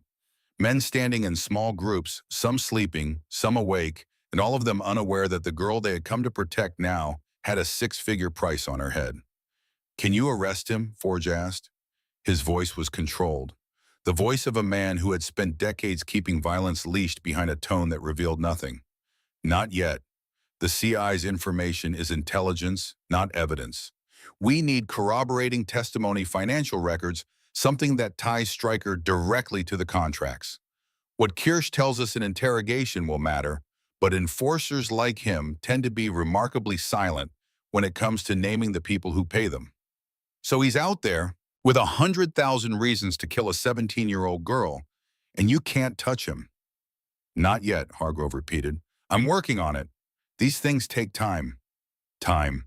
The word landed like a stone in water. Shelby didn't have time. She was lying in a hospital bed with a healing wound in her chest and a price on her head, and the man who'd put it there was sitting in a clubhouse in Ridgemont, untouchable behind the gap between what the police knew and what they could prove. Forge went back inside, took the elevator to the 4th floor, walked past the nurse's station where Ruth Anne was writing her incident report with hands that still hadn't stopped shaking, pushed open the door to Shelby's room. She was awake, sitting up slightly, her eyes wide in the dim light. "I heard voices," she said. Her voice was stronger than it had been that morning, but it carried a tension that hadn't been there before. "In the hallway, what happened?" Forge sat in the chair, took her hand the way he'd taken it every day for the last 5 days. wrapping his fingers around hers, feeling the pulse in her wrist that he'd come to monitor with the obsessive attention of a man who understood exactly how quickly it could stop. Kersh came, just like you said he would. Same time. Scrubs, clipboard, got all the way to your door. Forge held her gaze. But we were waiting. Brick and Sully grabbed him. Police have him in custody. All three shooters are locked up now. Shelby didn't look relieved. She looked like someone doing math, running calculations behind her eyes that moved too fast to follow. What was he carrying? Forge hesitated. A gun, a knife, and a syringe. Potassium chloride. It wasn't a question. Forge stared at her. How did you know? It's what I would have used, Shelby said flatly. If I needed someone dead and needed it to look natural. IV access is already established. Potassium stops the heart. It metabolizes fast hard to detect postmortem unless you're looking for it specifically. I read about it in a true crime book at my 5th foster home. The family had a whole shelf of them. The matter-of-fact way she said it chilled Forge more than anything that had happened in the hallway. This girl thought about death the way other kids thought about homework. Not because she was morbid or damaged, but because understanding how people killed was a survival skill in a world that had never guaranteed her survival. There's more, Forge said. The police identified who hired the shooters. Shelby's eyes sharpened. Who? Man named Stryker, president of the Copperhead MC. He's been trying to take our territory for 2 years. Paid $50,000 for the hit on me. And now Forge didn't want to tell her. Wanted to shield her from this the way fathers were supposed to shield their children from the darkest parts of the world. But Shelby had never had the luxury of being shielded, and lying to her would be a betrayal worse than the truth. He's put a new contract out, $100,000. On you. Shelby's heart monitor spiked, a brief acceleration that the machine recorded in peaks and valleys of green light. Then it settled. Forge watched her face and saw something remarkable happen. The fear arrived, lived in her eyes for 3 or 4 seconds, and then was processed, cataloged, and converted into something else entirely. She was thinking, not panicking, thinking. The police can't arrest him, she said. Not a question. Not enough evidence yet. The informant's word isn't sufficient for a warrant. So we need him to incriminate himself publicly in a way that can't be denied or walked back. Forge looked at her. This 17-year-old girl with a bullet wound in her chest and a $100,000 bounty on her head, lying in a hospital bed surrounded by machines that monitored every function of a body that had died once already, and she was strategizing. Not asking to be saved, not waiting for someone else to solve the problem. Working it the way she worked every problem that she'd ever faced with the cold, clear pragmatism of someone who had learned early that no one was coming to rescue her and that survival was a verb, not a noun. What are you thinking? Forge asked. How many bikers are in the parking lot right now? 260, 7 clubs. And how many does Stryker have? The Copperheads run about 15, maybe 20. Shelby was quiet for a moment. Her eyes moved to the window, to the darkness beyond the glass where the motorcycles sat in their rows. Then we don't need the law, she said slowly. We need witnesses, 260 of them, and a camera. Explain. Stryker put a contract on a 17-year-old girl. That's not something he can spin. That's not a territory dispute or a business decision. That's a grown man paying to have a kid murdered. If that becomes public, if he has to stand in front of every club in the region and own it, he loses everything. Reputation, alliances, the ability to operate. She turned back to Forge. Her eyes were clear and sharp despite the pain medication, despite the exhaustion, despite everything. We take all 260 bikes to his clubhouse. Not to fight, to witness. Bring the Channel 7 reporter, the one who did your interview. Bring the camera, and I'll talk to him myself. Absolutely not. You're not going anywhere near. He put a price on my head, Shelby said. Her voice was quiet, but carried a weight that stopped Forge mid-sentence. That makes this my fight. Not yours, not the club's, mine. And I'm not going to spend the rest of my life looking over my shoulder, wondering when the next Kersh is coming through the next door. She squeezed his hand. You showed up for me. Every Thursday. $20 and a question about whether I was eating. You showed up, and that's why I'm alive. Now let me show up for myself. Let me finish this." Forge looked at her for a long time. At this girl who had nothing and had turned that nothing into a kind of armor, who read violence like language and threat like weather, and had survived 17 years of being unwanted by becoming the most capable person in every room she entered. "You'll have every brother from every club behind you," he said finally. "I know, that's the point. He needs to see them. He needs to understand what he's up against. Not guns or fists, but numbers. Witnesses. People who will remember what he says and what he does. Accountability." She leaned back against the pillows. The conversation had exhausted her. Pain was reasserting itself through the medication, tightening the skin around her eyes, pulling her mouth into a thin line. "Call the reporter," Shelby said. "Set it up. But not until I'm out of this bed. I'm not confronting anyone in a hospital gown." Despite everything, Forge almost smiled. The next morning, Colleen Ashford from Channel 7 arrived at the hospital. Not for an interview with Forge this time, but at his request to discuss something he described only as a story that's going to change everything you think you know about the biker world. Colleen was 38, a veteran journalist with a reputation for finding human stories in places most reporters wouldn't look.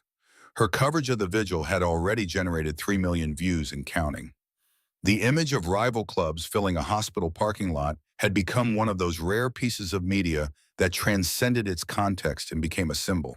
People who had never thought about motorcycle clubs, who had dismissed bikers as criminals and outlaws, saw that image and felt something shift in their understanding of what loyalty looked like. Forge briefed her in the hospital conference room, told her about Stryker, about the contract, about Shelby's plan. Colleen listened with the focused intensity of someone who understood that what she was hearing wasn't just a story. It was an event that hadn't happened yet. "She wants to confront him herself," Colleen asked. "She insists on it. She's 17. She's also the bravest person I've ever met, and I've known a lot of people who thought they were brave." Colleen was quiet for a moment. As soon as she's discharged, Dr. Pemberton says 5 to 7 days if recovery continues. I'll be there." On day 8, Dr. Pemberton cleared Shelby for discharge. "You're not healed," she warned. "You've got weeks of recovery ahead. Physical therapy twice a week. Follow-up appointments. No heavy lifting, no strenuous activity, no getting shot again." The last part was delivered with the dry humor of a doctor who had spent too many nights in this ICU and needed to find levity wherever it survived. "Promise me you'll take care of yourself." "I promise," Shelby said. Forge brought clothes, jeans that fit because he had asked Darla to guess her size. A soft flannel shirt that wouldn't press against the bandages still covering her left side, and the leather vest that had arrived 3 days earlier, hand-delivered by the presidents of all 7 clubs. Custom made, 7 patches on the back, one from each club that had stood vigil. And across the top, embroidered in silver thread, Shelby Calloway's sister to all. Shelby dressed slowly. Each movement was a negotiation with pain. Raising her left arm above her waist sent fire through her chest. Bending to pull on her shoes made her vision go gray at the edges. But she dressed, stood up, looked at herself in the bathroom mirror for the first time in 8 days. The face looking back was thinner than she remembered, sharper. The eyes were different too, older. The eyes of someone who had died and come back and understood what that meant in a way that couldn't be explained to anyone who hadn't made the trip. They wheeled her to the main entrance. Hospital policy. As the automatic doors opened, she heard it before she saw it. A rumble, deep and constant, in building, vibrating through the floor and up through the wheelchair and into her bones. 260 motorcycles sat in perfect formation in the parking lot. Every biker stood beside their machine at attention. As Shelby appeared in the wheelchair, every engine started simultaneously. The sound was beyond anything she had words for. A thunder that shook the glass doors behind her and rattled in her damaged chest and moved through her body like a second heartbeat. Not aggressive, not threatening. A salute, a promise, a declaration that said, "You are seen, you are valued, you are ours." Shelby couldn't breathe, not from her injuries, from the weight of being wanted by people who didn't know her name 8 days ago and now considered her family. Forge helped her stand from the wheelchair, supported her weight as they walked to his bike, a Harley-Davidson Street Glide black and chrome, the president's patch on the back of his vest catching the morning light. He got her settled on the back seat, careful of her left side, making sure the vest's patches lay flat against her back. "Ready?" he asked. She nodded. She couldn't speak. Forge started the engine. Shelby wrapped her good arm around his waist, gripping the leather, feeling the vibration of the machine beneath them, and the warmth of the man in front of her, and the vast, improbable reality of every club in the region preparing to follow them wherever they went. They pulled out of the parking lot. The formation followed. A river of chrome and leather and engine noise flowing through city streets. People on sidewalks stopped to stare. Cars pulled over. Someone on a corner held up a phone filming. Others just watched, frozen by the sight of something they couldn't explain but understood instinctively was important. They rode to Forge's house, a ranch-style home on a quiet street at the edge of town. Clapboard siding painted gray, a garage out back, trees in the yard going bare with November, a porch with a rocking chair that no one had sat in for 3 years.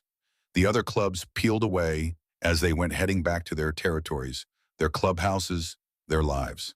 But every president raised a fist as they passed Forge's bike. A salute, an acknowledgement, a promise that when the time came when Shelby was ready to face Stryker, they would be there. Forge helped her off the bike and into the house. The living room was clean, leather couch, television, a bookshelf with more photographs than books. On the wall, a framed picture of a young man who looked like a younger version of Forge. Same jawline, same gray eyes, but softer. Unfinished in the way that people who die young always look in photographs, frozen in a version of themselves that never got the chance to harden into whoever they would have become. Dylan, the son who died 3 years ago. "Your room is down the hall," Forge said. "Second door on the right." Shelby walked slowly. Each step was a small victory against the pain and the fatigue and the accumulated weight of 8 days that had changed the fundamental architecture of her life. She pushed open the door. The room was simple and perfect. Fresh paint on the walls, a pale blue that reminded her of early morning sky. A real bed with clean sheets and an actual comforter, thick and soft, the kind she'd seen in store windows and never touched. A desk by the window. A closet with a door that closed. A window that looked out over the backyard where brown grass and bare trees waited for a spring they trusted was coming. On the desk, 2 envelopes. The first one she recognized. Her envelope. The one with $1,847 that had been hidden under the spare tire in the Honda. Someone had retrieved it, kept it safe, placed it here for her. Next to it, a second envelope. Inside, a bank statement showing $61,000 in an account bearing her name. On the bed, the vest. She'd been wearing it, but now she took it off and held it at arm's length. Looked at the 7 patches. Traced the embroidered letters of her name with a fingertip. "You earned it," Forge said from the doorway. "Every patch, every brother, every bit of it." Shelby turned, vest in her hands, tears on her face. "I don't know how to do this," she said. "I've never had a family. I don't know how to be someone's daughter." "You just be you," Forge said. "That's all I'm asking. Just be the girl who showed up when it mattered." That night, Shelby slept in a real bed for the first time in 8 months. In a real house with a real family just down the hall. The sheets smelled like laundry detergent, a clean chemical scent that was somehow the most beautiful thing she'd ever smelled, because it meant someone had washed them for her, had prepared this room, had thought about what she might need and provided it without being asked. She fell asleep quickly. The exhaustion of 8 days in a hospital, of healing from a gunshot wound, of dying and coming back, of processing the impossible shift from invisible to seen, pulled her under like a current she couldn't resist. At 3:47 in the morning, she woke screaming. The nightmare was total. Not a dream, but a reliving. The gun rising, the 7 steps, the bullet entering her chest with a force that felt like being struck by a car, the cold linoleum against her cheek, the taste of copper, the bubbling in her lungs, the darkness pulling her down, and Forge's face streaked with tears, his mouth moving with words she couldn't hear, growing smaller and dimmer as she sank towards something that had no name and no bottom.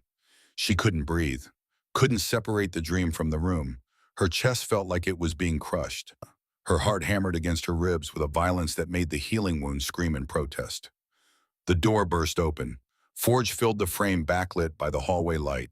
He crossed the room in 3 strides and sat on the edge of the bed. "You're okay. You're safe. You're home." But Shelby couldn't hear him past the roaring in her ears, couldn't see past the gun that was still rising in her mind, that would always be rising, replaying on a loop that her brain refused to stop. "Shelby," Forge took her face in his hands, forced her to look at him. "Look at me, you're having a panic attack. You need to breathe with me.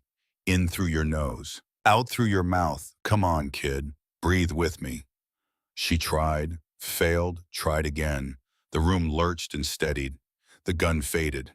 Forge's face replaced it, solid and real. And there, slowly, breath by breath, the panic receded. Reality reassembled itself around her. The blue walls, the clean sheets, the window with its view of the bare backyard. The man sitting on her bed with his hands on her shoulders and his eyes holding her gaze with an intensity that said, "I'm not going anywhere." "You've been through hell," Forge said when her breathing had stabilized. "This is what happens after.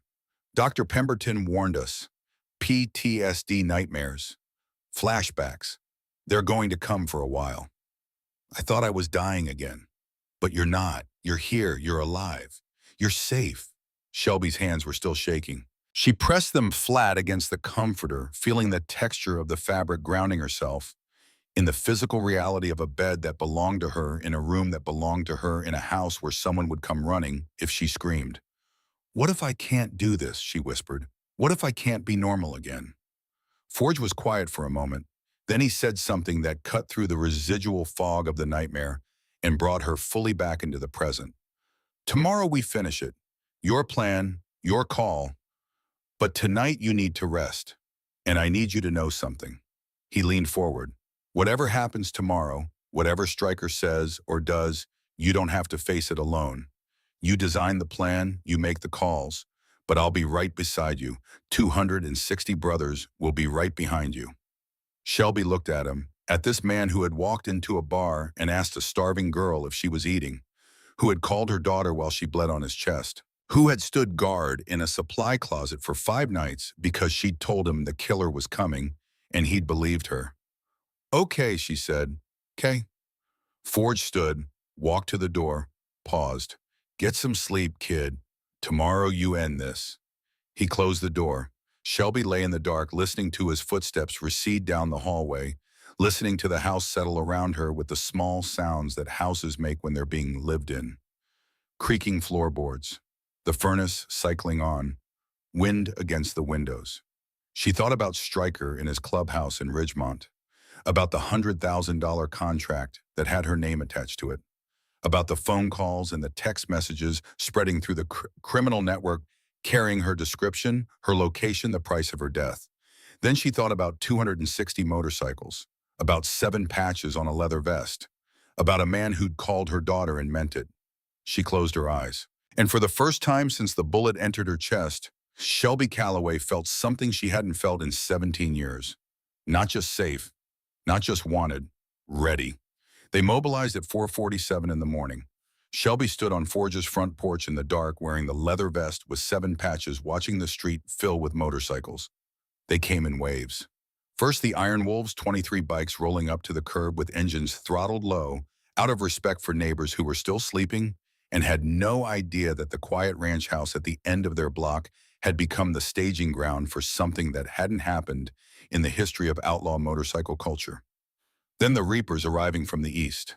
Hawk at the front of his formation, silver beard, catching the glow of a streetlight as he killed his engine and nodded once at Forge, who was standing beside Shelby on the porch steps. Then the Desert Saints from the South Preacher, leading 35 bikes in a column so precise it looked like a military convoy.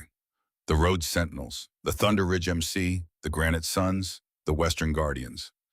By 5:15, 260 motorcycles lined Forge's street and spilled around the corner onto Meridian Avenue.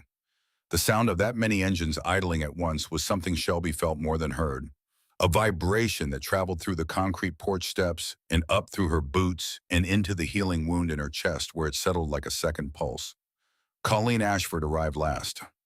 Not on a motorcycle, but in a dark sedan with her cameraman, a quiet man named Dwight, who had filmed war zones for the Associated Press before settling into local news. They parked at the end of the block, and Colleen walked up the driveway with her camera bag over one shoulder and the expression of a journalist who understood she was about to document something that would define the rest of her career. "You sure about this?" she asked Shelby. "No," Shelby said, "but I'm doing it anyway."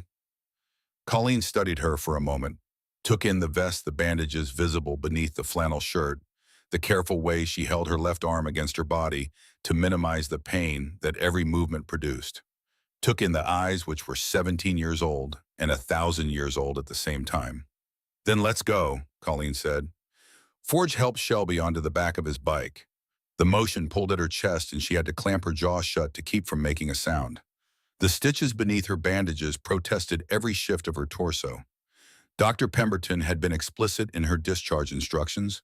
No strenuous activity, no heavy lifting, no motorcycle rides to confront the president of a rival club who had placed a $100,000 bounty on your head. Shelby had decided that medical advice, like most rules she'd encountered in her life, was a suggestion that applied to people whose circumstances permitted compliance. She wrapped her good arm around Forge's waist, gripped the leather of his vest, felt the engine come alive beneath her with a rumble that traveled through her bones and momentarily overwhelmed the pain. "Ready?" Forge asked over his shoulder. "Go."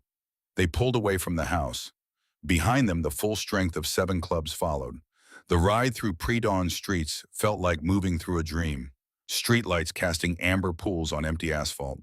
Closed storefronts reflecting the headlights of the formation in their darkened windows. The occasional car pulling to the curb to let the column pass, drivers staring through their windshields at the impossible procession with expressions that ranged from confusion to awe. At the first major intersection, the Reapers joined the main formation, 40 bikes merging with fluid precision. At the second, the Desert Saints folded in from a side street. By the time they reached the industrial district on the eastern edge of the city, where warehouses and machine shops lined roads built for truck traffic, they were 260 strong. A river of chrome and leather and controlled fury flowing through the gray morning toward a destination that most of them had seen only from the outside and under very different circumstances. The Copperhead MC Clubhouse was a converted warehouse at the end of Greer Road. Steel siding painted flat black, security cameras mounted on every corner. Bars on the windows, though, the windows themselves were small and placed high, more ventilation than view. A chain-link fence surrounded the property topped with razor wire that caught the first pale light of dawn and held it in sharp, bright points. Forge had been here once before, years ago when Stryker was new to the presidency, and there had been talk of establishing territorial boundaries through negotiation rather than violence. That conversation had ended badly. Most conversations with Stryker ended badly. The man operated on a frequency that processed diplomacy as weakness and compromise as defeat. 260 motorcycles surrounded the building. They filled the parking lot first, then the street, then the lots of adjacent businesses that wouldn't open for hours. Engines idling, headlights pointed at the steel front door. The combined sound of that many machines was a physical force, a vibration that rattled the security cameras on their mounts and shook dust from the warehouse's corrugated roof. Forge killed his engine. The presidents of the other 6 clubs did the same. One by one, like lights being extinguished, the engines fell silent. 260 at once, then 100, then 50, then 10, then silence. The silence was worse than the sound, more threatening, more final. The sound had been a warning. The silence was a verdict. The steel door opened. Stryker stepped out. Warren Ekdahl, 58 years old, president of the Copperhead MC for the last 11 years, tall and lean in the way that certain men become lean when they burn through calories with the constant metabolic expense of rage. Shaved head, goatee trimmed close, tattoos covering his neck and both arms in patterns that depicted serpents and blades and skulls with fangs. The iconography of a life dedicated to the proposition that fear was the only currency worth accumulating. He stood in the doorway and looked at what was waiting for him. Shelby watched his face from 30 feet away and saw what she needed to see. A flicker, brief, controlled, immediately suppressed but present. The involuntary contraction of muscles around the eyes that occurs when the brain processes information it doesn't want to accept. Fear. Stryker was afraid. Behind him, 15 Copperhead members filed out. They arranged themselves in a line at their president's back, and Shelby could read each of them the way she'd read the three men who walked into Whistler's 9 days ago. Some were steady, most were not. They shifted their weight, glanced at each other, did the arithmetic that men do when confronted with overwhelming numbers, and arrived at the same answer. 17-1. No version of this ended well for the Copperheads, and everyone standing in that parking lot knew it.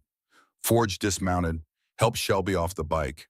The pain of swinging her leg over the seat and finding her footing on the asphalt nearly buckled her knees, but she locked them, stood straight, kept her face neutral the way she'd always kept it when adults were watching, and weakness was an invitation.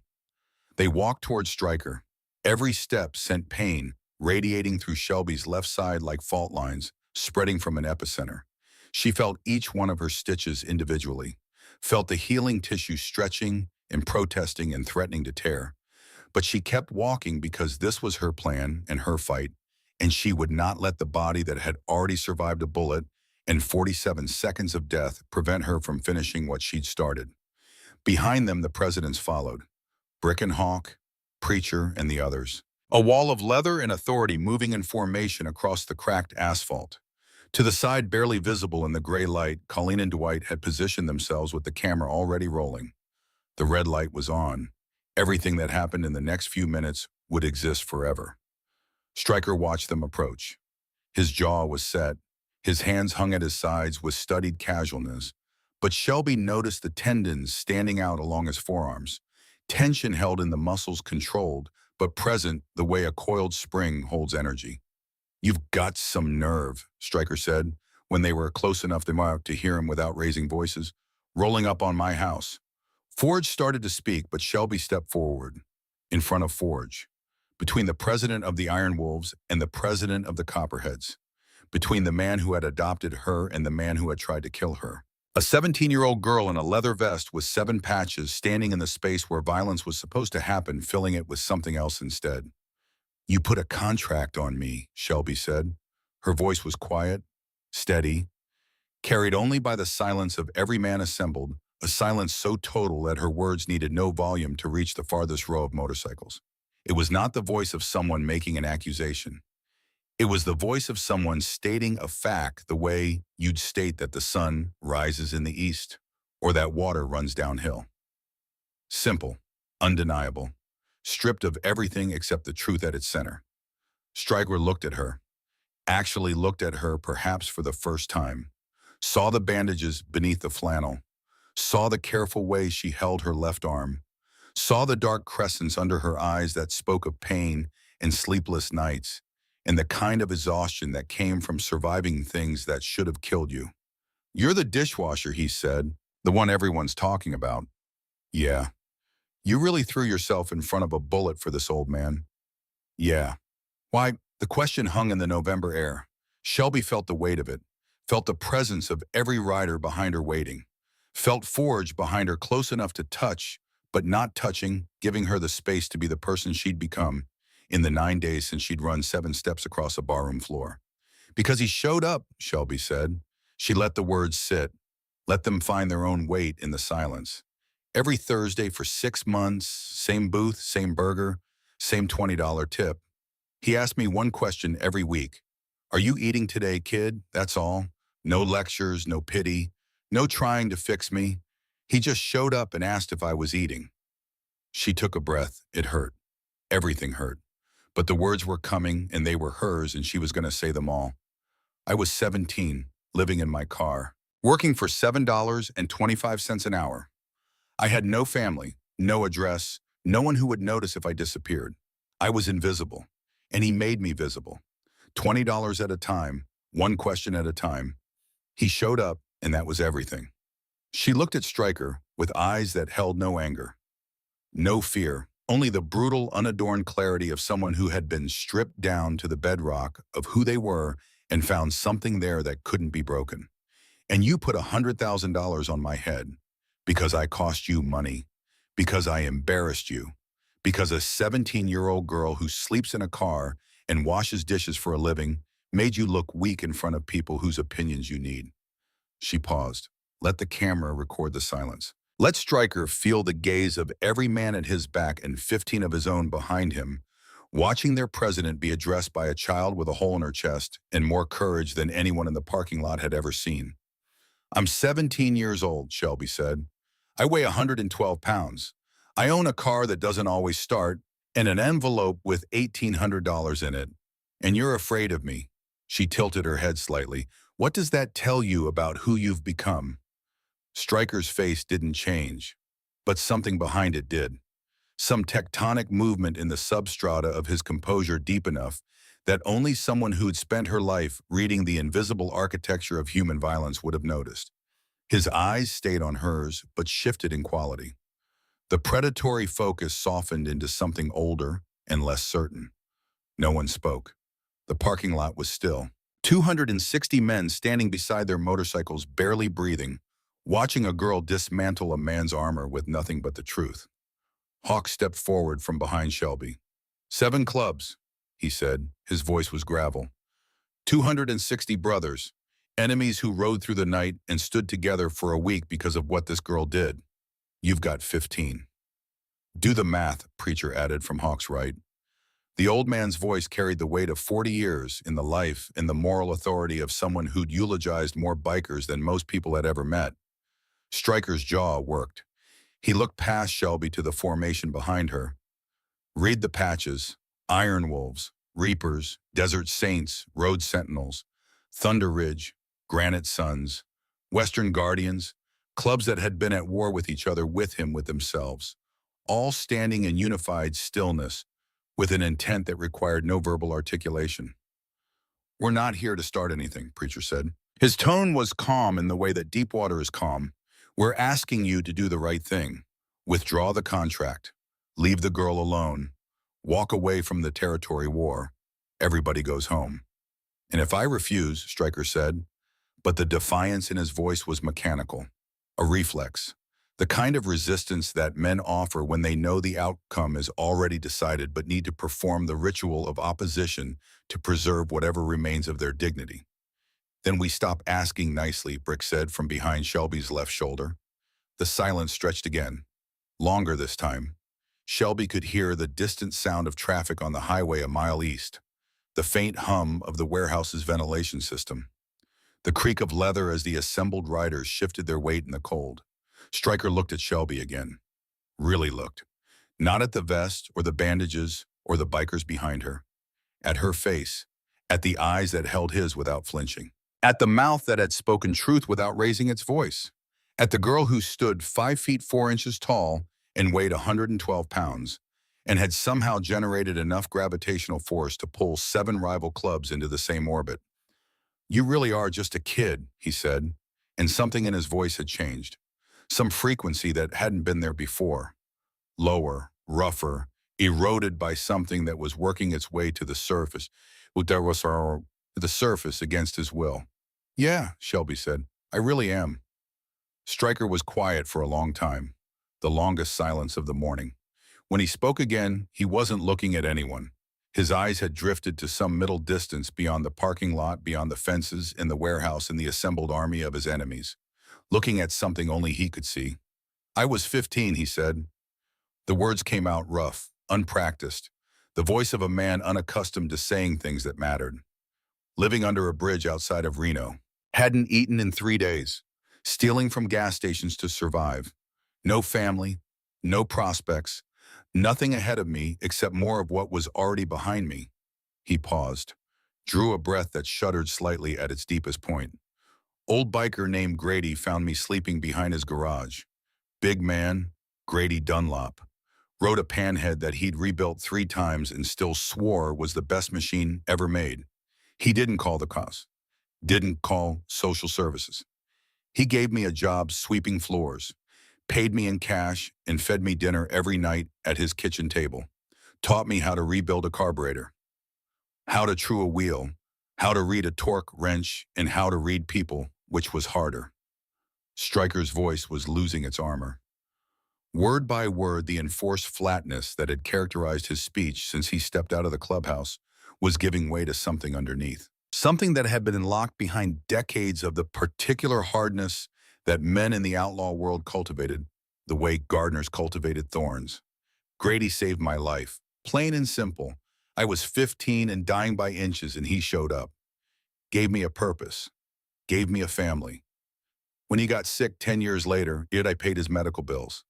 Sat with him in the hospital every day for 6 weeks. Held his hand when he died because he'd held mine when I was a kid with nothing. And that's what you do for people who show up. He looked at Shelby, and she saw it. The thing she'd been looking for. Not surrender, not defeat, recognition. The shock of seeing yourself reflected in someone you've been trying to destroy and understanding in a single devastating instant what that means about who you've become. Grady would have been ashamed of me, Stryker said. His voice broke on the name. A hairline fracture that spread through the sentence and left it in pieces on the cold asphalt between them. Putting money on a kid's head, sending men to do what I was too cowardly to do myself. A kid who did exactly what Grady did for me. Showed up for someone, put herself between danger and somebody else. He shook his head. Slow, heavy movements, the kind a man makes when the weight of his own history becomes temporarily unbearable. He took me off the street when I was nothing, fed me when I was hungry, gave me a life when I didn't have one. And I looked at you and saw exactly the same story, and instead of recognizing it, I tried to end it. Because you embarrassed me. Because you cost me money. He was quiet again. Shelby didn't speak. Didn't need to. The silence was doing work that words couldn't, filling the space between them with something that felt like the air before rain, heavy with what was coming, inevitable. The contract's withdrawn, Stryker said. He said it to Shelby, but his voice carried across the parking lot the way voices carry in open spaces when there's no wind and every surface is hard.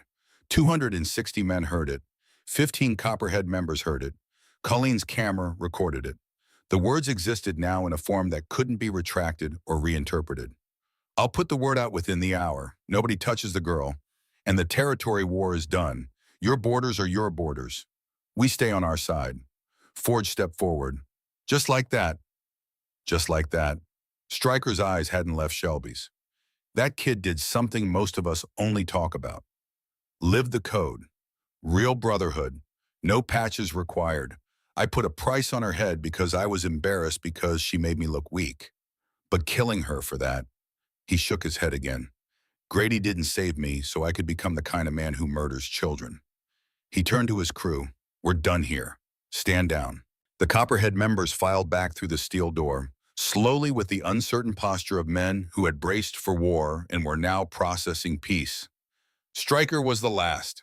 He paused at the threshold, one hand on the door frame, and looked back at Shelby. You're a lucky kid, he said. You found something most of us spend our whole lives looking for and never get close to. His voice was stripped bare. No menace, no performance. Just an old man talking to a young girl about the thing that mattered most. Don't waste it. Then he stepped inside. The door closed, and the parking lot erupted. Not in violence, in release.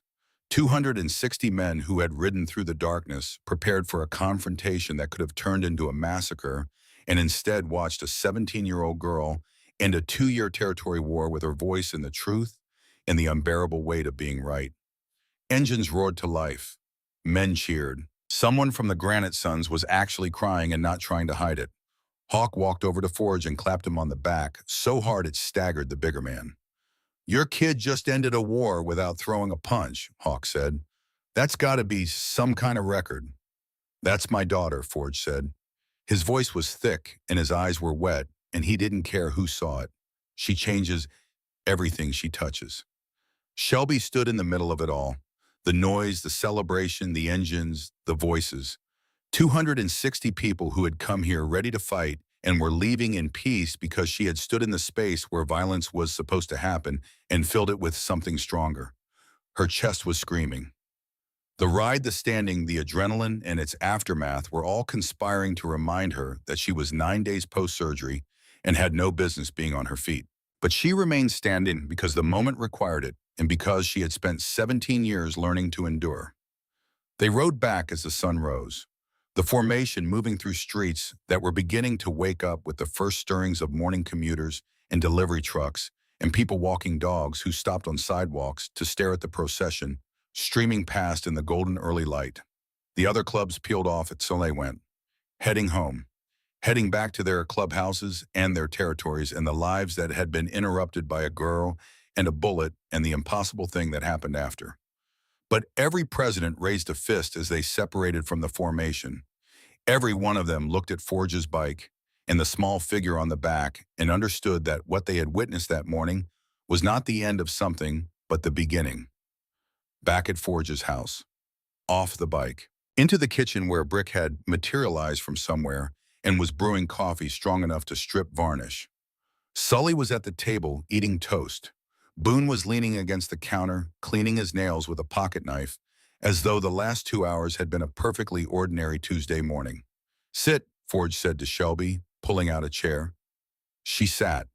Every joint in her body thanked her for it.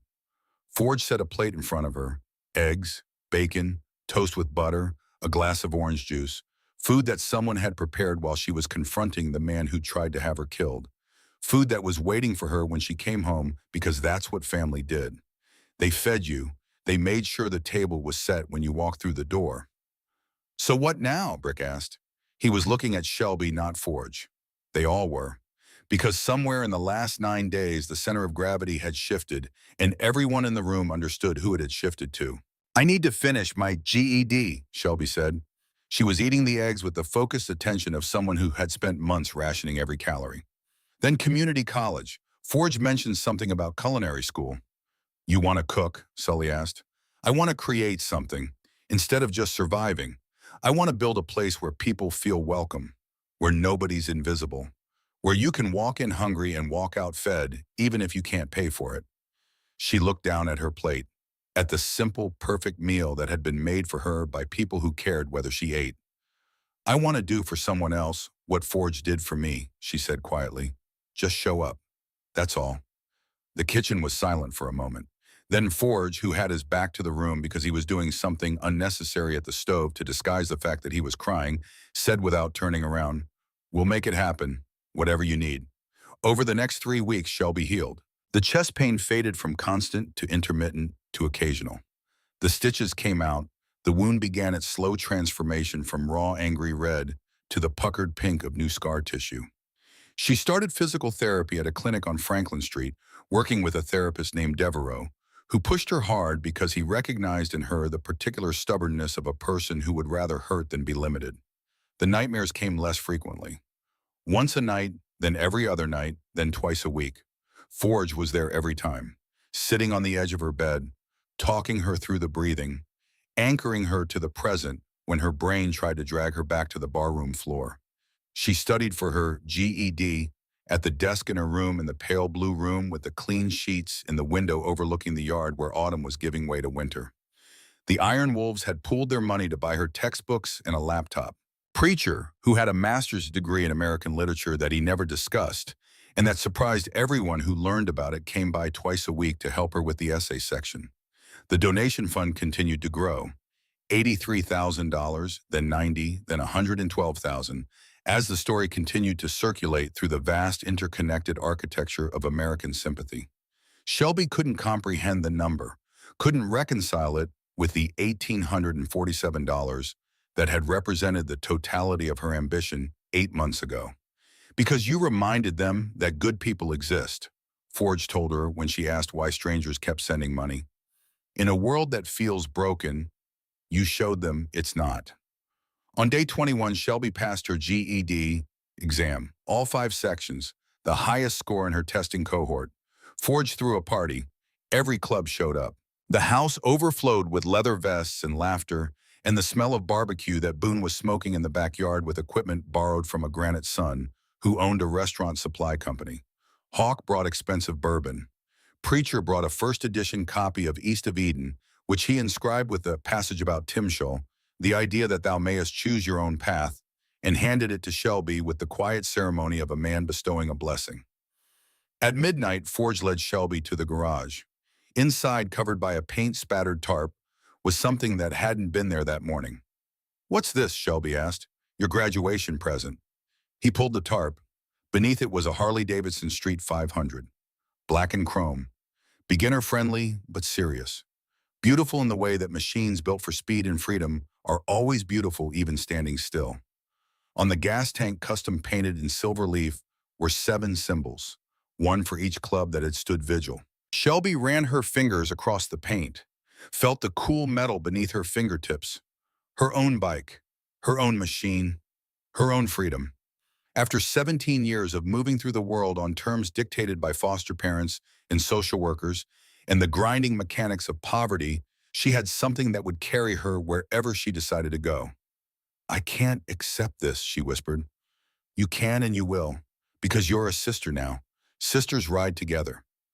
She looked at him, at this man who had walked into a bar and asked a starving girl if she was eating, who had called her daughter on a blood-soaked floor, who had stood in a supply closet for 5 nights and on a rival's doorstep at dawn and at the edge of her bed during every nightmare that followed, and who was now standing in a garage with engine oil on his hands and tears he wasn't bothering to hide, giving her the keys to a motorcycle, because he believed she deserved the wind in her hair and the open road ahead and the knowledge that she could outrun anything the world sent after her. "Thank you," Shelby said. Her voice broke on the second word. "For all of it, for showing up, for calling me your daughter, for giving me a family."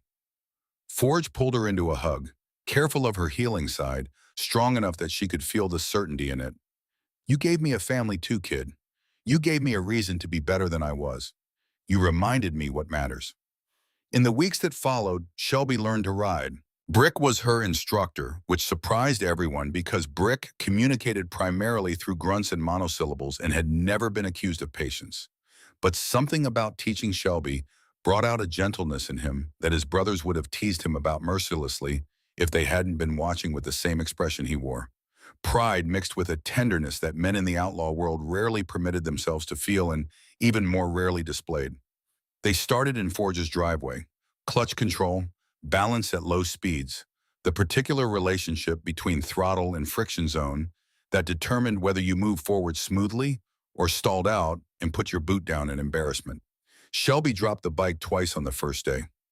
Got back on both times without complaint, though the second drop sent a spike of pain through her healing chest that made her vision swim. "You okay?" Brick asked. "I'm fine." "You're not fine. You're white as a sheet." "I'm fine and I'm not stopping." Brick looked at her for a moment. Then he nodded and said nothing else because he recognized in her the same quality that had made her run 7 steps across a barroom floor. A stubbornness that transcended physical limitation. A refusal to be defined by what hurt. By the end of the second week, she was riding loops around the block. By the end of the third, she was taking the bike on surface streets, Brick riding beside her on his own machine, watching her mirrors and her lane position, and the way she leaned into turns that told him she was developing instincts faster than most riders he'd trained. Sully shouted unhelpful advice from the porch every time they passed the house. Boone filmed her progress on his phone and sent the clips to a group chat that included all 7 club presidents. Hawk responded to one particularly smooth cornering video with a single word: natural. Forge watched it all from the living room window, coffee in hand. Not interfering, not teaching, just watching his daughter learn to fly. 6 months later, Shelby enrolled in culinary school. The Iron Wolves paid her tuition. The Reapers found her an apartment near campus, though she spent most weekends at Forge's house cooking elaborate meals in his kitchen while he sat at the table pretending to read the newspaper and actually watching her with an expression that combined pride and wonder in the particular complicated joy of a man who had been given a second chance at fatherhood and was determined not to waste it.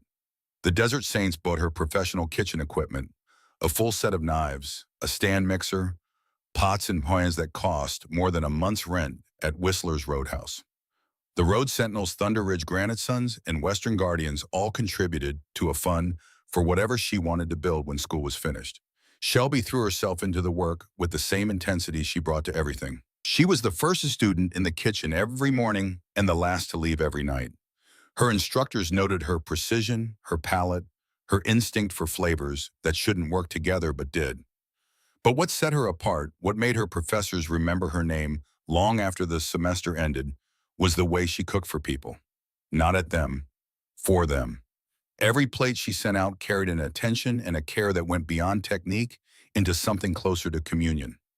She had learned in a Honda Civic, in a dish pit, in a hospital bed, that food was never just food.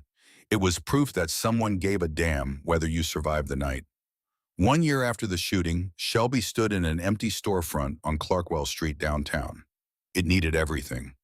New kitchen, new floors, new plumbing, new wiring, new walls. The ceiling was stained from a decade of water damage, and the previous tenant had left behind nothing useful except a conviction that the space had good bones. "This is it," she said to Forge. "This is where I want to build it." "Then let's build it." They did, 7 clubs working together.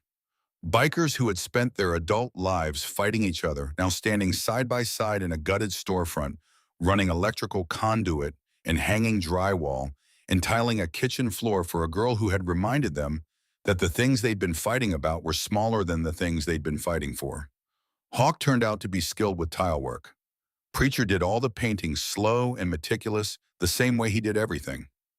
Brick installed the commercial range and nearly electrocuted himself twice, which Sully documented on his phone for posterity. Boone built the bar top from reclaimed oak sanding, each board by hand, until the grain glowed under varnish. The renovation took 4 months. 4 months of sawdust and paint fumes and the sound of power tools echoing off bare concrete. 4 months of men who carried weapons and wore patches that marked them as outlaws, standing on ladders with paintbrushes and arguing about grout color and whether the kitchen layout optimized workflow the way Shelby wanted it to. She was there every day, drawing plans on butcher paper, measuring and remeasuring, tasting test recipes in Forge's kitchen, and bringing in samples to the work crew for feedback.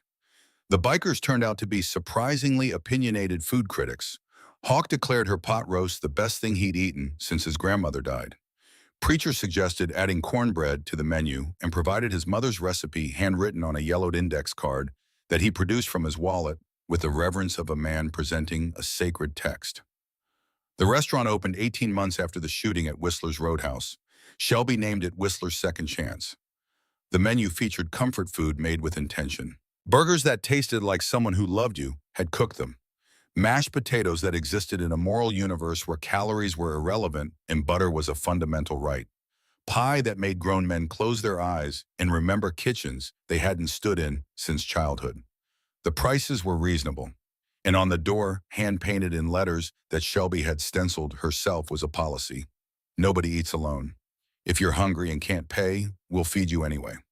On opening night, 260 bikers showed up, 7 clubs filling every table, every booth, every available inch of standing room. They ate and they drank and they told stories that grew louder and less accurate as the evening progressed. Hawk and Preacher argued about which of them had done more work on the renovation.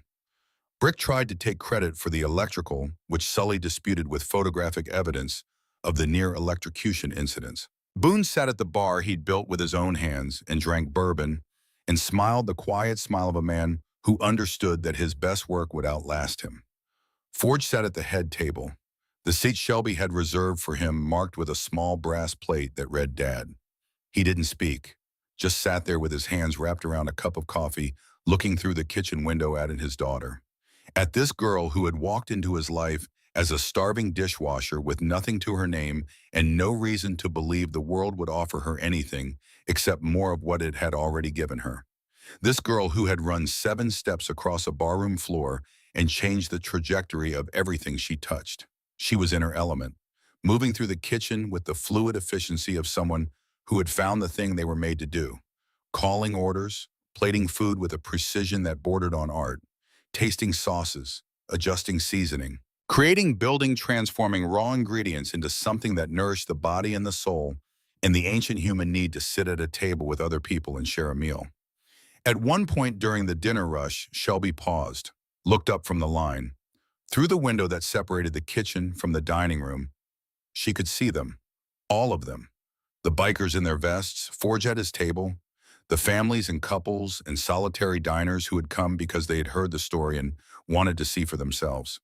The elderly man in the corner booth who had come in alone and was now eating a burger with tears on his face because nobody had asked him to eat with them in months.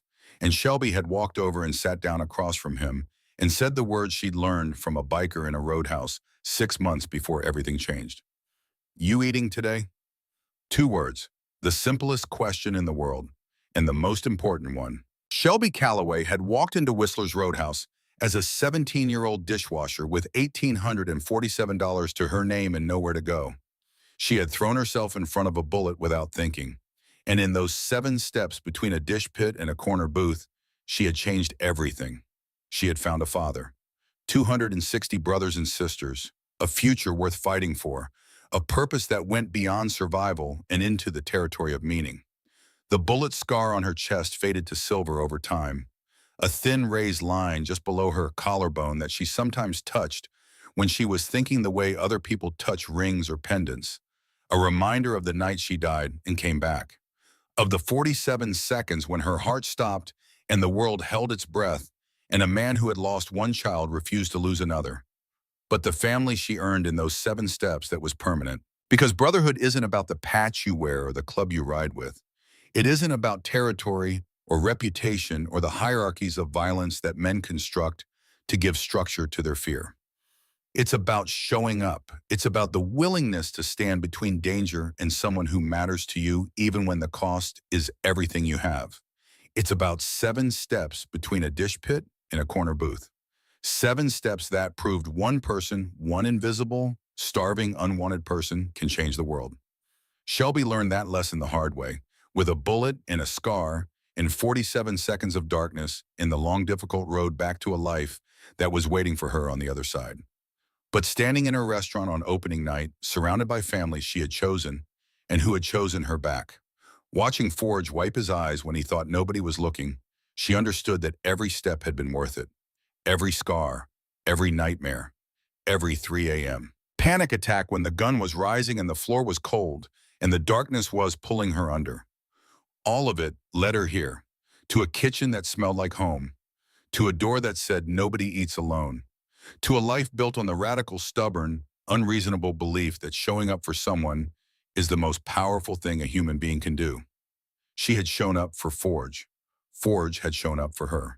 And 260 strangers had shown up for both of them because courage is contagious and kindness isn't contagious. And the simple act of giving a damn about another person's survival turns out to be the most viral thing in the world. Shelby touched the scar beneath her shirt, felt the smooth silver line where a bullet had entered, and everything had changed. Through the kitchen window, Forge caught her eye, raised his coffee cup, smiled the smile of a man who had been given a second chance and knew exactly how rare that was.